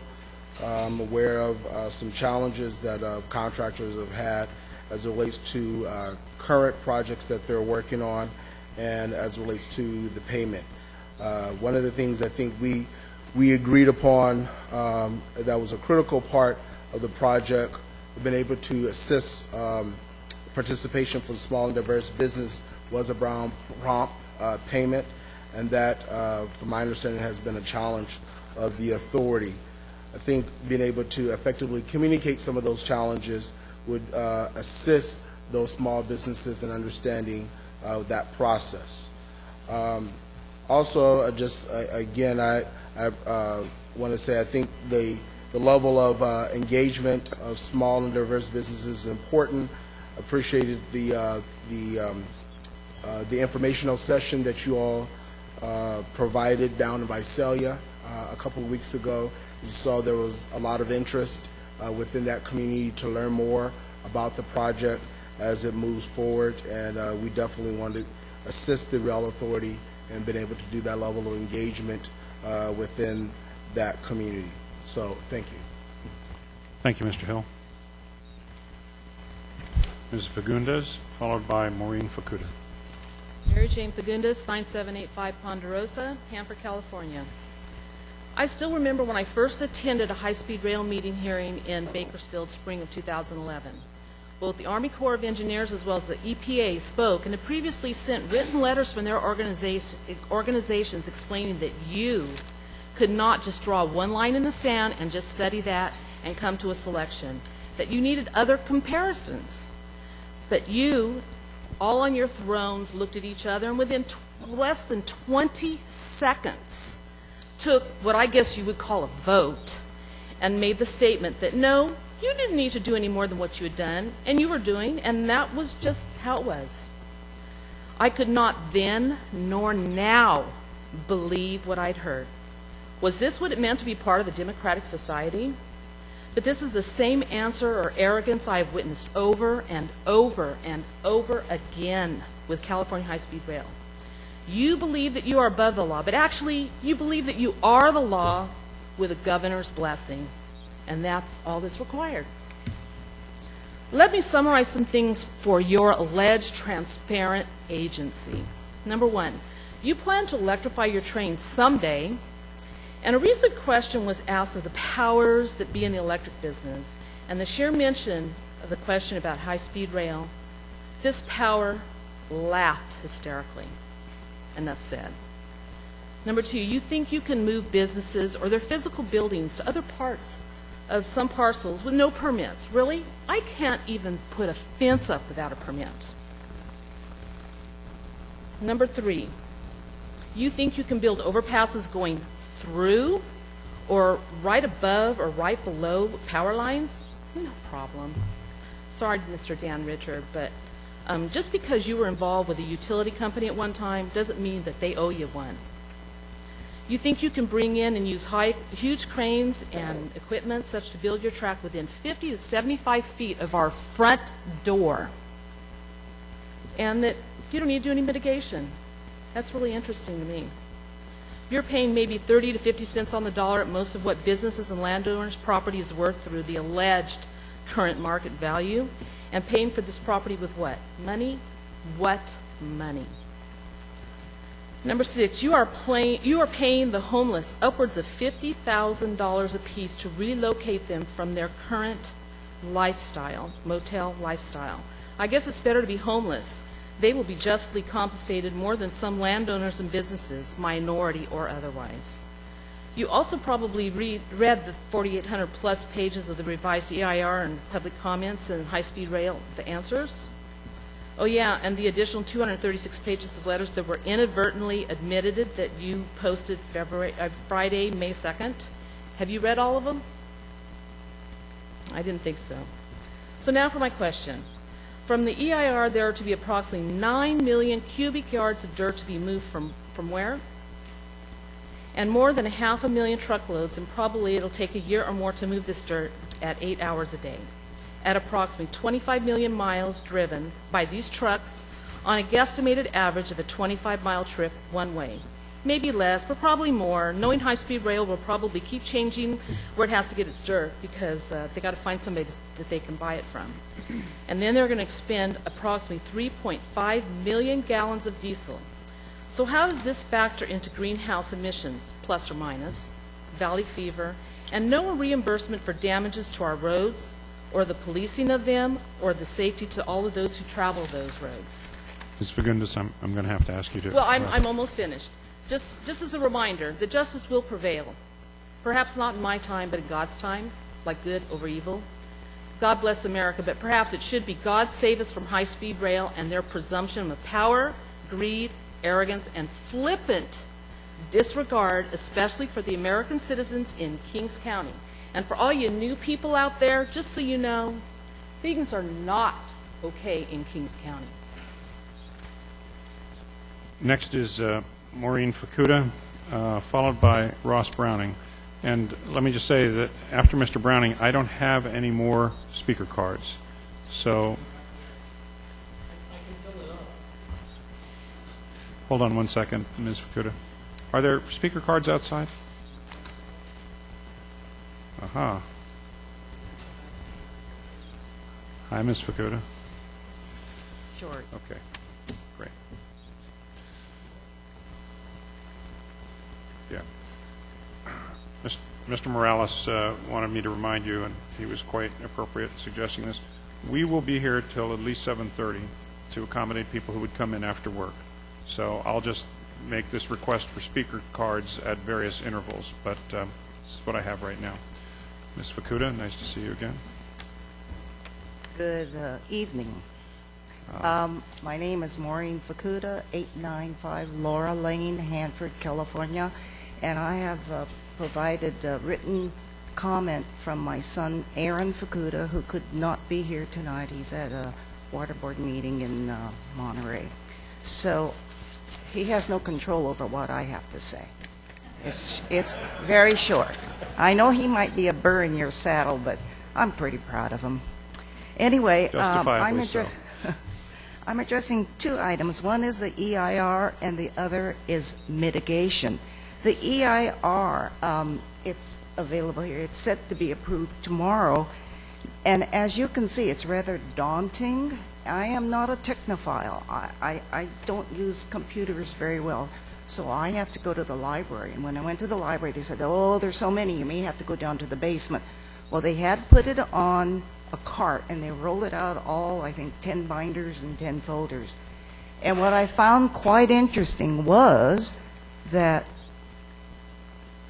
the technology, it's just over my head. I'm a biologist. But it's so technically confusing, it's convoluted, I didn't understand anything. The best thing I could understand was the summary that's there.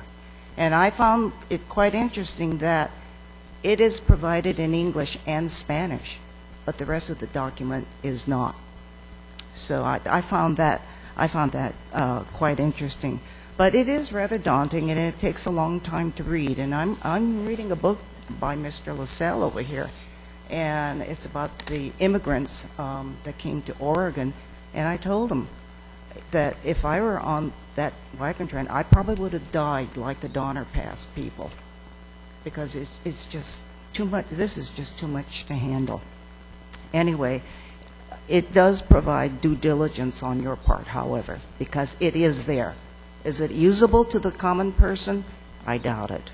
The other is mitigation. I question, have you addressed the mitigation of people that possibly will lose their jobs? I've been here quite often, and you always have union people saying jobs, jobs, jobs. And the poor people that are possibly going to lose their job. Maybe they don't know. They're not here. And I asked, has that been addressed in either the EIR or in the general plan? I mean, I was at the Corcoran open house. There's a poster there. It says, right-of-way process, Fifth Amendment of the U.S. Constitution. No person shall be deprived of life, liberty, or property without due process of law. So I'm wondering where they... Okay, in summary, in tenure, I've seen quite a few changes. I've seen 3 chairmen of the boards, Pringle, Umber, Mr. Richards. I've seen general managers, Morales and Diana. I've seen, who else have I seen? The PR person. And the board members have come and gone. And you're asking us to take the leap of faith and accept your plan.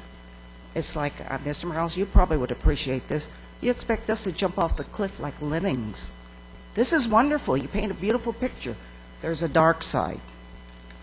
And there's some of us that are on the edge of this cliff saying, wait a minute, maybe the plan's not exactly right.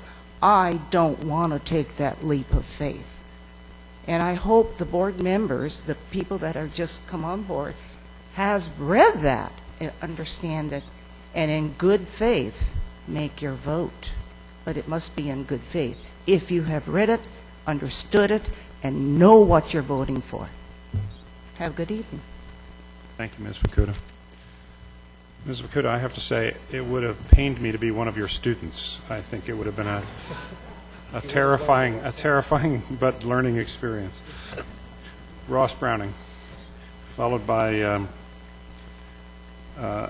looks like Leona. Well, I'll come back to that. Maybe I can figure out how to read it. Mr. Browning, good evening. Good afternoon, or good evening now, Mr. Chairman, Vice Chair, recent appointment to the board,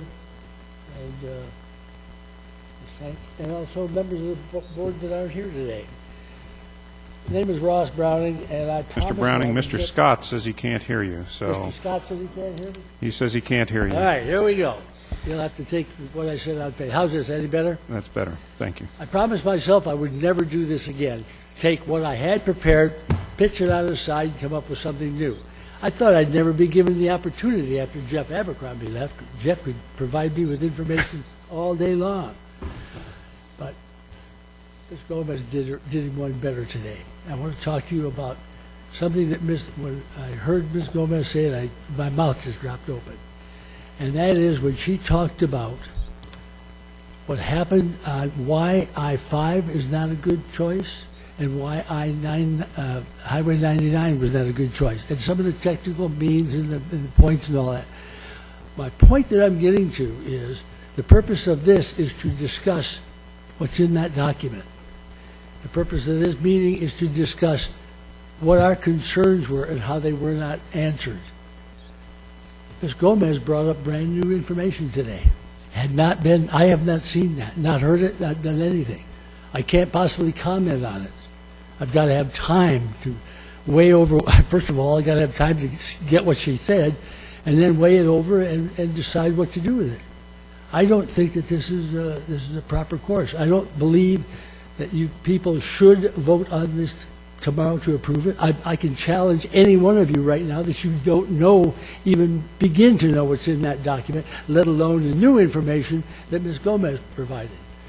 So I would ask you all to please not approve this document. Give yourself a month. Give us some time to look at this new information and see how it affects us. I know that it's going to affect us, but to see what impact it'll have.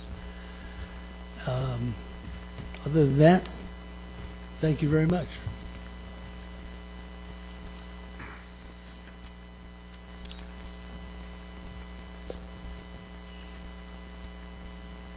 I guess because we still have a bunch of time and a few speakers, Mr. Browning, you and I have known each other for a long time. I just want to tell you that in the documents that I have been reading over the last week, in the responses, what Ms. Gomez was referring to was the questions that people had raised about why this project had not considered going down the 99 or the I-5. And I can tell you that I read in the standard responses and in the summary documents an extensive discussion of that issue. So, A, it is not really brand new information, and B, it is in materials that a bunch of us have been reading. And I have great respect for you, but I wanted to make sure people understand that this is not a new issue. So I just... Right. Okay, next speaker is, I'm sorry, it looks like Leonard, is it Leonard Diaz? Mr. Diaz, I apologize for having a hard time reading that. Followed by Ram Nuna.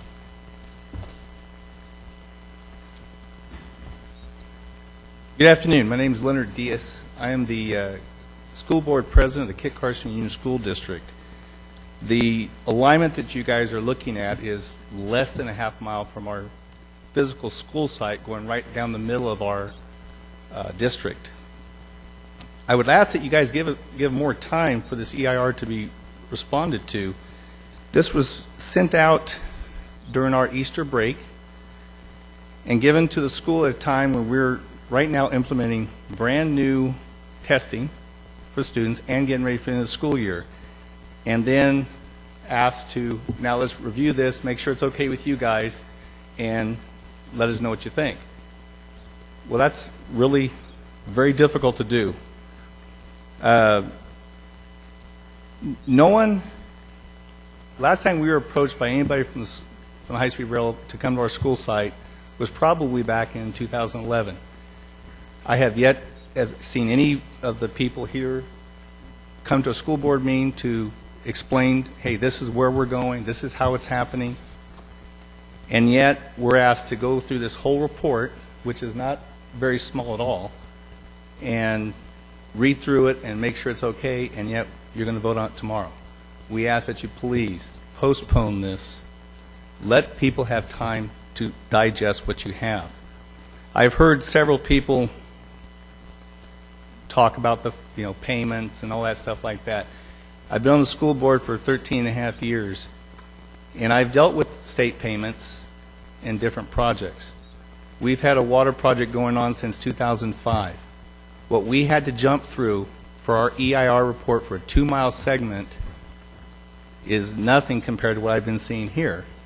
We've had to make sure certain things happened and took quite a while to go through all that. I'm also very concerned with how quickly things are going to get paid, because we as a school, we have projects that we are promised timely payments. We have to front the money up front and not get the money for 90, 120 days. So unfortunately, the state doesn't have a good reputation with the way they pay things to the schools. I understand we're just a school, and maybe we're not as important to have someone come out and explain to us what's happening in our district. We're just supposed to read this report and say, oh, here it is. We got it on Good Friday. We're all at Easter break. I'm sure there's nothing else going on at the school at this time of the year, and you should have plenty of time to read that. Well, unfortunately, we do not. So I'm asking you, please take the time and make sure everybody has a chance to go through this and voice their concerns. Thank you. Thank you, Mr. Diaz. Ram Nuna, followed by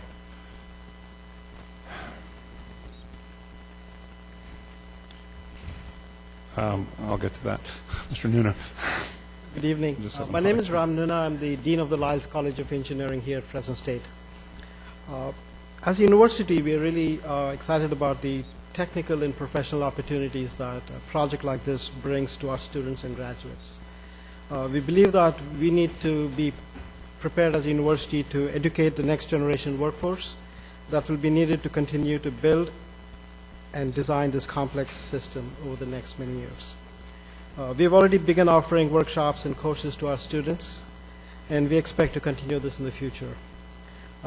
We look forward to partnerships with the High-Speed Rail Authority and the engineering and construction firms who will be part of this complex project in the future. Thank you. Thank you, Dean. It was a fine group of students that came from your school, so. Okay, I'm apologizing because I'm having a hard time reading this gentleman's name, and I apologize to him, but there's a note here that says Alan Scott is going to speak for him.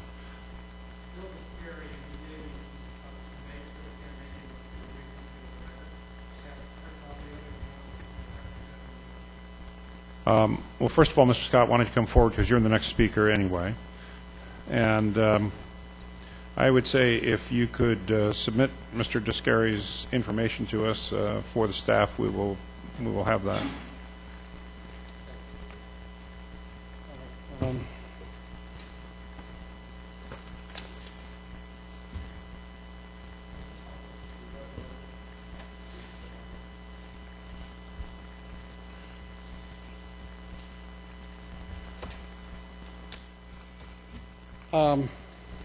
It's been a long day. My name is Alan Scott,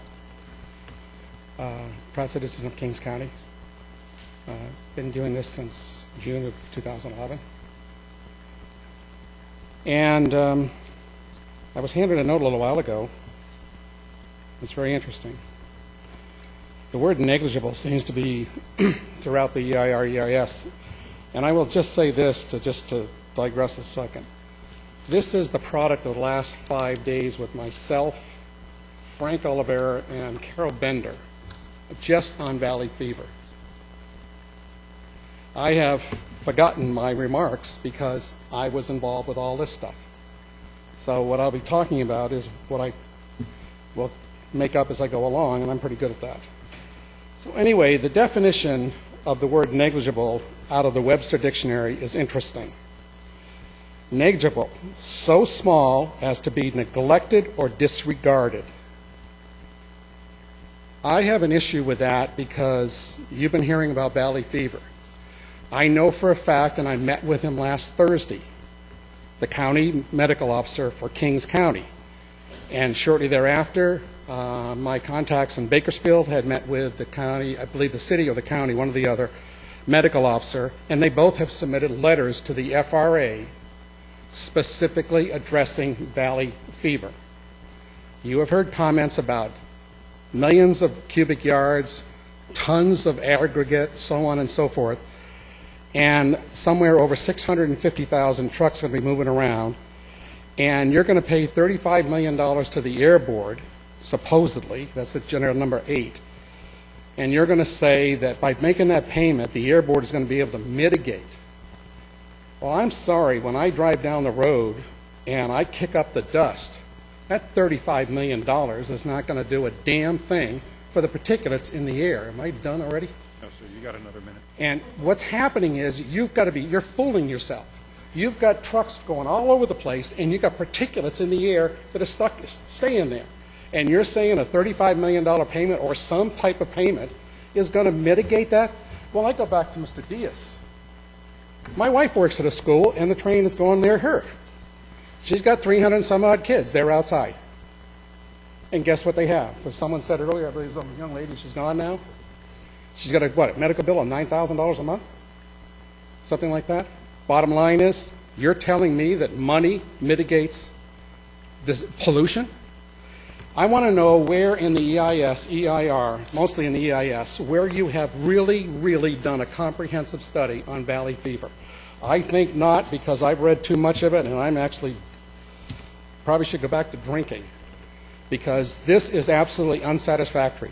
This document, these documents sitting on this table here are daunting. I have the 4 discs in my valise. My God, I mean, this is just incredible. You release it on Good Friday. Schools are on vacation. In fact, Mr. Descari was away. He didn't even know it. He hasn't had the time to comment on it. Whether he's retired or not doesn't make any difference. You have actually violated the rights of the citizens by not allowing them the proper time. And in fact, I really believe that issuance on Good Friday was intentional because you only gave 17 days. I have already submitted a letter to the FRA, and I will be submitting all the rest of my responses till the 25th of May, or 27th of May, to the FRA, not to the board. You don't listen to me. Oh, by the way, let me close with this, and this is critical. You had a couple of people say that they got a letter from FedEx, from the authority, from him. Guess who's on the list? Me. Guess who hasn't got his copy? Me. So I want to know how you are going to meet tomorrow and approve something that I have been missed on in 2011, and you're going to sit and make a decision to do something and I haven't even had a chance to comment on it? You must be kidding me. Thank you, Mr. Scott. Lauren Harding, and that is, sorry. And then followed by Shelley Andronigian. Thank you, Mr. Chairman. I'm Lauren Harding. I live in Northwest Fresno. Now, I'm not trying to curry favor with you to advance my positions, but I still feel that you'd make an excellent President of the United States. So I hope you'll offer yourself for that job in 2016. A few comments. Private financing. I sent you and the rest of the board a long email a couple of months ago about financing. I am retired from the executive office of GMAC. And I said there, I don't see why we don't consider that at this point, with the bonds being tied up in court in Sacramento, seemingly forever. And there again, what would happen is the builders, Alstom, Siemens, Kawasaki Heavy, and Bombardier, would have finance subsidiaries sell bonds to raise the billions, all 68 billion. They would then pay their parent, the manufacturer, for the trains, and then you would take delivery of the trains. The finance subsidiaries would hold title, and you would pay them over 30 years for the rolling stock and for building the entire system. So it's just, that's the way GMAC and the dealers work. So I thought perhaps that model might work here. In Fresno, I know we're not discussing Fresno, but people are getting into other areas here. So just this. I wish you'd build sound walls 6 to 10 feet tall north of Shaw, maybe half a mile north and south of Shaw. I sent you an email with an ad from Dow Chemical about 2 years ago about products they've developed for high-speed rail. A polypropylene sleeve, this is to quiet noise and vibration, a sleeve that comes up around the rail, a pad which goes between the rail and the cross tie, a spray you can put on the ballast under the rail. All of that would quiet down the noise and the vibration. I'm not saying do it for 580 miles, but through 15 miles of Fresno, past thousands of homes and schools, it might be. I don't pick up that that's been adopted, approved, or anything. Farmland, it's just interesting. As you sit and listen to this, you've ridden high-speed rail yourself, I'm sure, in France, in Germany. I know in Japan. I see you with the governor on that trip to Japan, or China, I'm sorry. China, you've probably ridden it in Japan. Did they go right through farmland in Germany and France, or did they go along highways? I've watched what seems like miles of tape, of high-speed rail tape in Europe. You see the stations and you see tape people shoot from the trains as they go along. It seems like oftentimes they're right along a highway. And I just wonder about that. Why do we have to go through so much farmland? I'm pro high-speed rail. I really think it's a great idea, wonderful system for us. But you do kind of wonder, why didn't we come down 99? You'd be right near all the cities here on the east side of the valley. Why do we have to veer off and go through all this farmland? Finally, the concept. High-speed rail, as proposed, will connect the Central Valley up with what I consider the real world. I moved here in 2000 from Santa Clara, which is just north of San Jose. I find people here in Fresno who've never heard of Hewlett-Packard Company. They've never heard of Silicon Valley. They don't know what a CPA is. They've never heard of Charles de Gaulle. I think this will connect this valley up with the real world, with L.A. and the Bay Area. Maybe that's not all good, but I think suddenly it's 1950 here in Fresno. And I think the rich Republicans who control Fresno want to keep it that way, and that's why they're opposing high-speed rail. But so those are my comments, and I thank you very much. Thank you, Mr. Harding.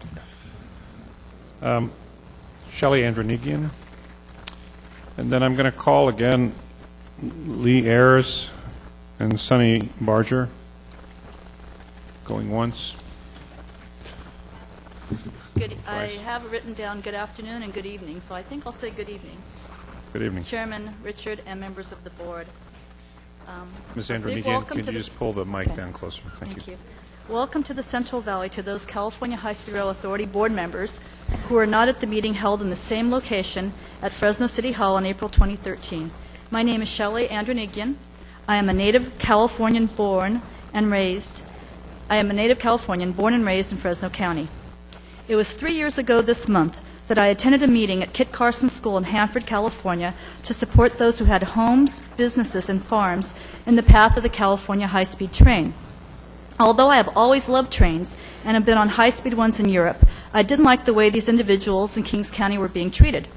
While there looking at maps and speaking with those representing the interests of the California High-Speed Rail Authority, I inadvertently found out our family farm was also in the proposed path. The train was not only traveling in the middle of our pluot orchard in South Fresno County, there was also a temporary construction site a quarter mile behind our family home. Our ranch just across California Highway 43 was also negatively impacted. Both of these properties, which are next to the lush and majestic coal slough of the Kings River, remain so negatively impacted today.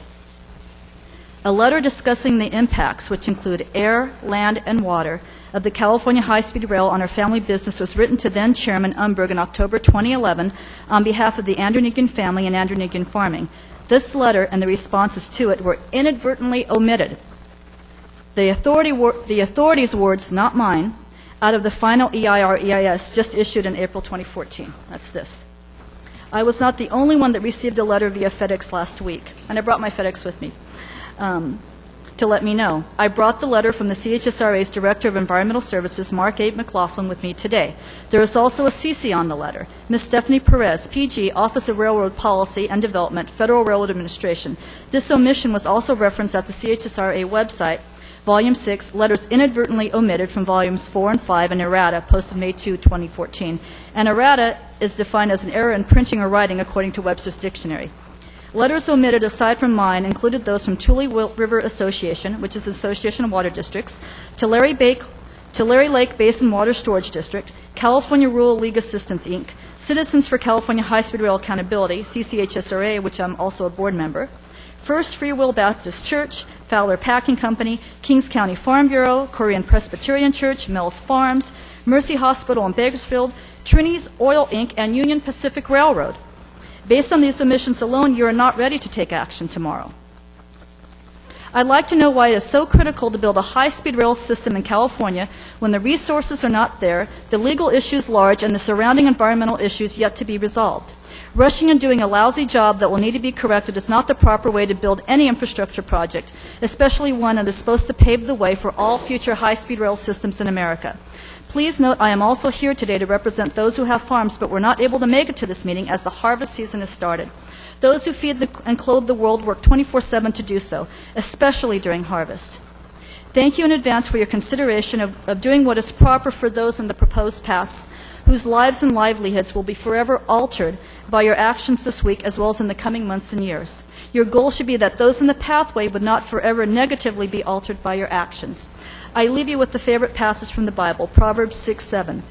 Determination to be wise is the first step to becoming wise, and with your wisdom, develop common sense and good judgment. Thank you and safe travels. Thank you, Ms. Andronigian. Welcome. We have one more?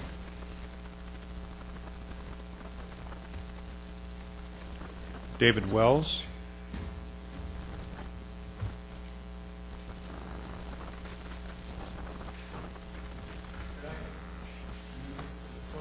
Yes, of course. Thank you, Mr. Wells.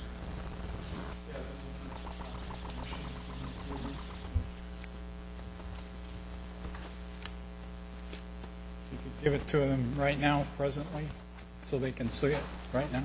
Sure. Thank you.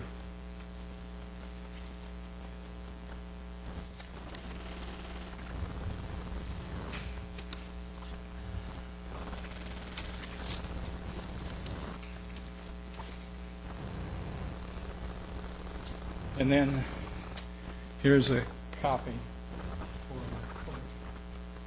additional photographs.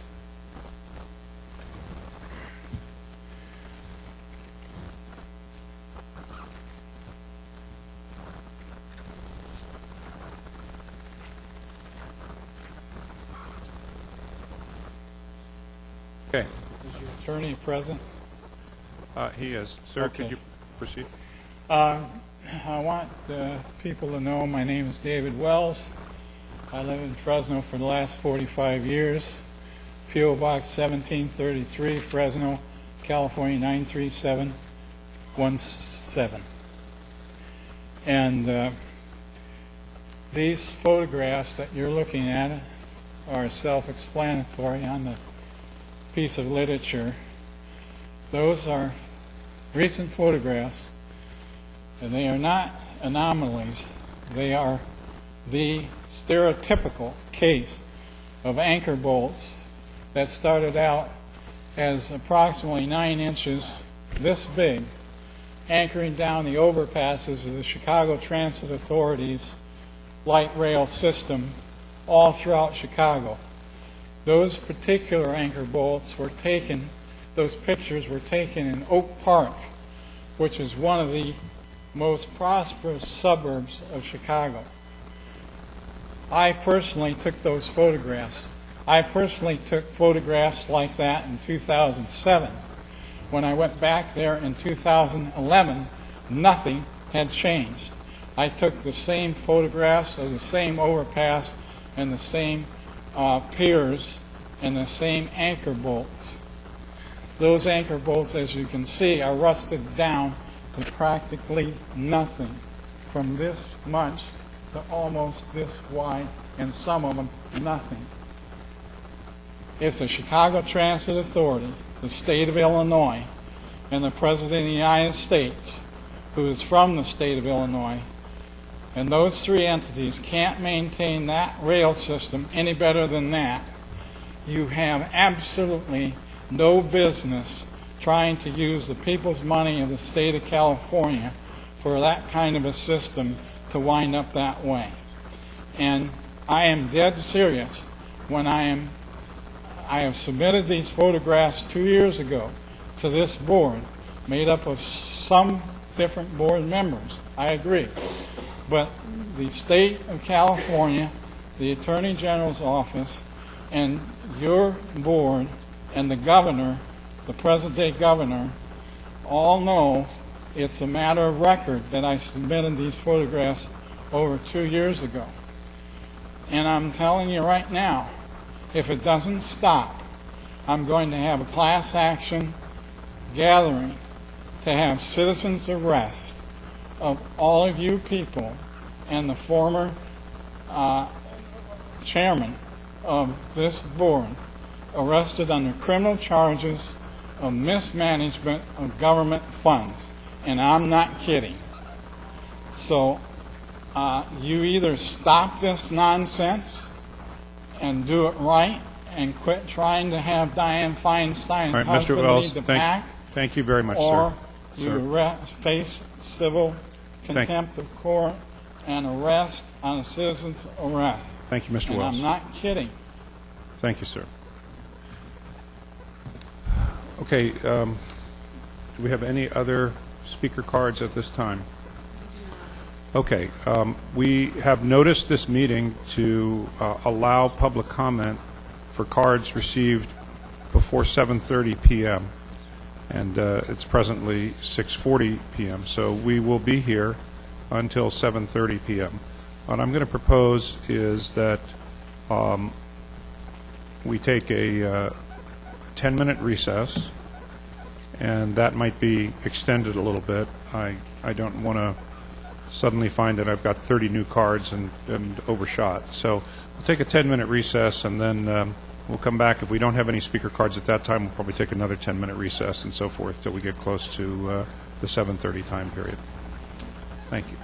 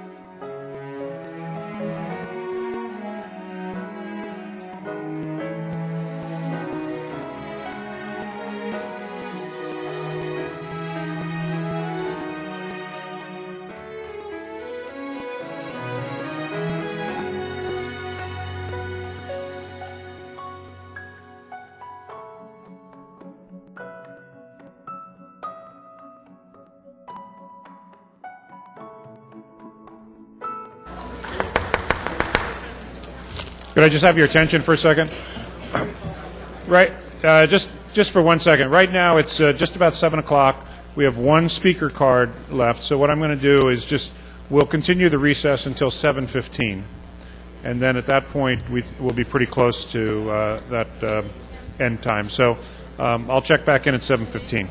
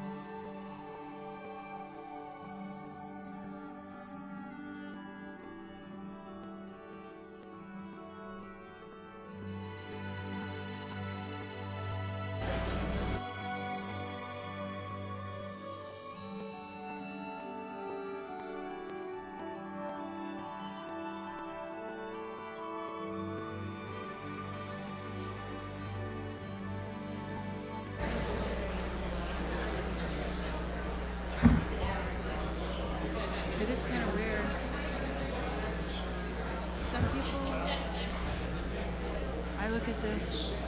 I'm very philosophical about everything. It's like people go to church for different reasons. People come here for different reasons. Some of them don't have a life. Some of them are really fervently against.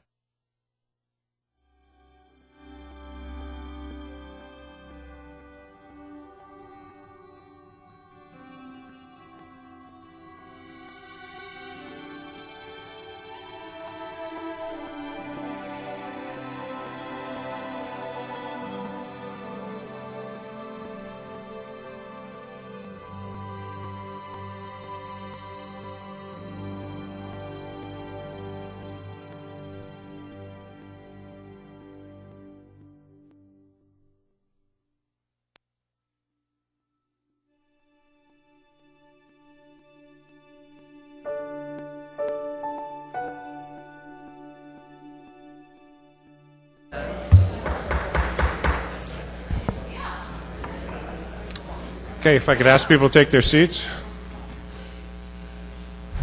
Thank you.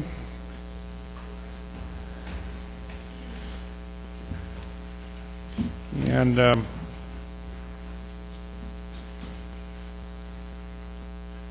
believe we just have the one speaker card left, right? Correct. Okay, and obviously we still have a little bit of time before 7:30, but why don't we go ahead and ask Mr. Oliveira to present his comments to the board, and then if there are no other comments after that, we'll just have some closing discussion. Mr. Oliveira, I think I can say good evening. Good evening, Mr. Richard. Ms. Perez Estelano, thank you. Ms. Shank, Mr. Morales, Mr. Richards, Mr. Hartnett, Ms. Shelby, and Mr. Frank. Thank you for having this very important hearing on this very important matter, which is part of a long process about what's going to happen to our communities. We've been engaged, by the way, I represent a group called Citizens for California High-Speed Rail Accountability. We've been engaged in this conflict, and I call it a conflict, since May 5th, 2011. We were actually, some of us were involved long before that. The reason why this became a conflict is because of the same things that I'm going to describe right now, which we know about ourselves and our community. On May 5th, 2011, an alternative analysis report was given. I've spoken at many board meetings about that date. For some of you that are new, you probably never heard that date. For some of you that aren't so new, you probably have. That's the date that the conflict started in Kings County and the people of Kings County with this project.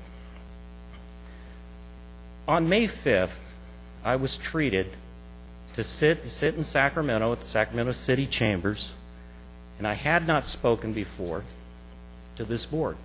But I had been to meetings, sat in the back and tried to figure out what was going on and try to figure out why this project existed, why it was doing what it was doing. But you didn't hear from me before May 5th, 2011. The reason why I got involved was because your staff gave a presentation that launched this EIR that we are here today to deal with. In that report, they clearly stated that everybody in Kings County was happy through value engineering, and they had mitigated our problems. They had mitigated landowner problems, they had mitigated ag, they had mitigated the local community concerns and local jurisdictions. I knew that that was not true, and that's when the conflict started. We brought that to the attention of the board at that time, at that day. It's videotaped, it's on YouTube. Diana Peck from the Farm Bureau said, wait a minute, foul, that's not true. What they're saying, we know that's not true. We were in the same meetings that was supposed to be derived from. At any rate, we were told, go home and get a note by this board that their staff knew better than we did about our community. So all of that said, today with the lawsuits and the engagement that we've been involved in, this conflict since 2011, do you believe that everything was okay in Kings County? But that is the thing that started this project, this EIR. We came back in good faith and said, no, it's not okay. What your staff told you that day was wrong. You need to get better information to make informed decisions to start a process like this. But that's not what happened. We asked that the minutes be corrected, but that's not what happened. And today, in last 17 days since this final EIR came out, I've been treated to go back and look at the justifications to get to this point, and there it is, May 5th, 2011. Mr. Oliveira, you know, I want to give you time to express your views on this, but I really don't want to be unfair to other people that I cut off at 3 minutes. So can I just ask you to really try to wrap up quickly here? I'll go as fast as I can, sir, but I have something to say. Well, you know, I understand that. I do. But honestly, and you've seen me over the years just not run the clock on this, but I did say at the beginning that I wanted to be fair to everybody. And so I'm sure there are other people who have a lot of things to say also. If you don't want to hear the 7 things that are wrong with that document, I'm willing to leave. It's okay. You don't need to hear it. Mr. Oliveira, You don't need to hear it. Well, I would like to hear it. I would like you to submit those to our staff or whatever, but I can't be in a situation where I give everybody 3 minutes and one person 10 minutes.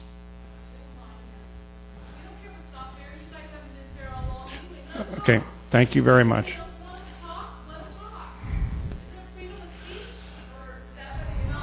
Okay, excuse me, I really don't want to start using the gavel here, but I will. Because I just, as I said, there are people who didn't speak. We've come a long way. I understand that. There's another gentleman just handed in a speaker card. I don't know if he's spoken before or not, but we've got to... We understand. We haven't been heard before. We won't be heard now. We'll take this stuff. Okay. It's all right. We've never been heard by this board before.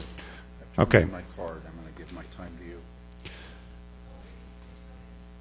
What do you want me to do? It's your meeting. I'm going to give you 1 minute to summarize, and then I'm going to cut that off. Okay. Mr. LaSalle is only worth 1 minute? That's okay. We get it. We've been here before. Mr. LaSalle is free to speak. I assign my time to Mr. Oliveira. I'm sorry, we don't let people do that. No, we let somebody speak in somebody else's place. We didn't let people aggregate time.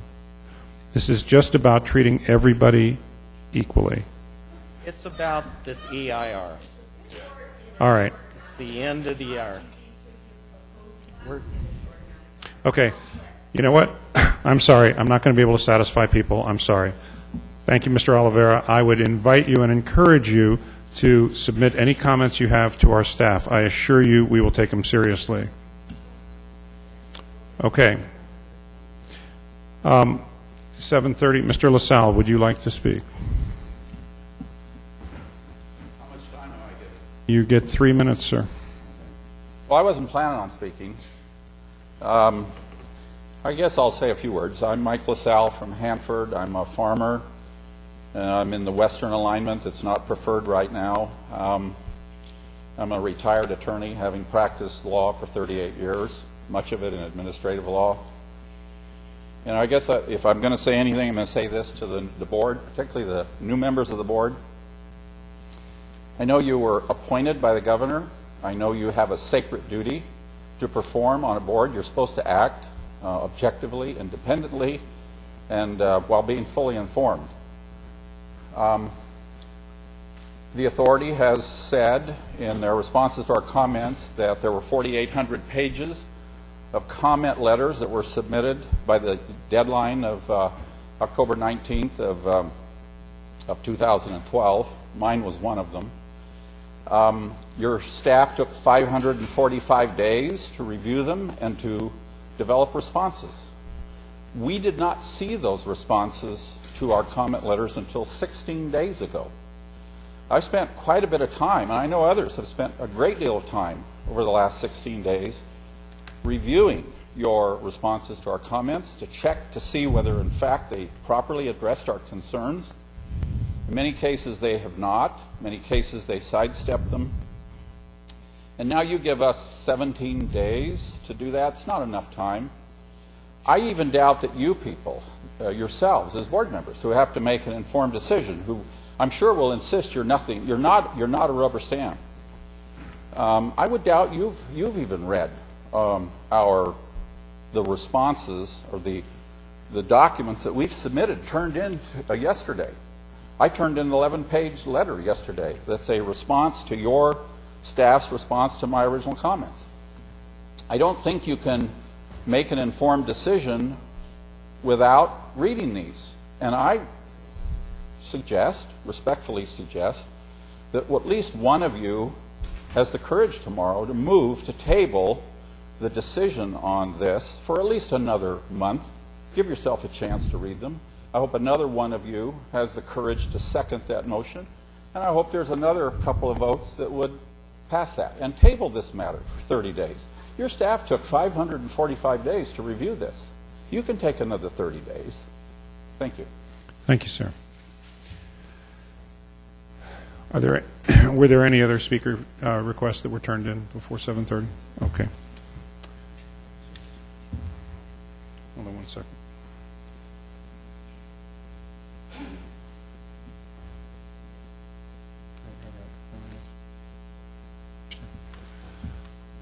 Okay. That concludes the public comment period and concludes the time for both written and oral comments. The staff will report back to the board tomorrow after we recess for the evening to address some of the issues that were raised today. I'd like to, before we recess for the evening, I'd like to turn to Mr. Morales to get some sense of what you think the inventory of issues are that were raised today that should be included in the board's deliberation tomorrow. Thank you, Mr. Chairman. There were a number of issues raised. Many of them have been raised in other venues, and some were answered in the presentation and in other materials. But there were a number that I think came through consistently that we will have the staff review this evening and prepare a report in the morning then for the board's deliberation. And then I would certainly look to the board for any direction on other issues that you heard that I don't note here. First issue being the whole treatment of valley fever. Secondly, the issue of Volume 6. Third, the Chinatown cultural resources questions. The 4F and 6F issues in Bakersfield. There were a number of specific property issues, specific impacts on properties that came up. Mr. Machado's Dairy, the Hanson Farm, the PFF Farm, Baker Commodities, the Cooper Ranch, and certainly we'll go back to the record and make sure if there were others specific impacts that we need to address. The question of the census data, 2000 versus 2010, the time to review the final EIR, Bakersfield's request for a 60-day notification prior to taking further action in the city, and questions, this maybe should have gone under the specific property, but the Kit Carson School District questions that were raised as well. That's the list we have. We will certainly, again, look through the record, see if we have others that were not previously covered or otherwise covered, but would certainly like guidance from the board on that. Let me turn to my colleagues on the board and see if there are any other issues beyond those that Mr. Morales just enumerated that people feel need further elucidation tomorrow. Ms. Schenk? Up.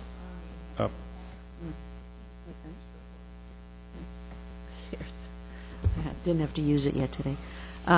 You touched on the specific issues that were brought up in terms of that, but I'd like to have just some more elucidation on the appraisal process. Oh, yes. So that how that came about and how we're doing it and what we need to do better. That's good. Other questions, issues? And certainly, Mr. Chairman, just to clarify, should the board tomorrow have other issues that Right. come up during deliberation, we'll be here to respond to those and provide you with answers. Okay. I want to thank the members of the public who took time today to come here. I think the inputs were very important, and thank the staff not only for the presentation they made today, but for the work I know they're going to be doing tonight. So we appreciate that as well. So with that, we will be in recess until 10 o'clock tomorrow morning, which will be the continuation of this noticed meeting, and we'll proceed according to the agenda that's been published for that. I wish everybody a good evening.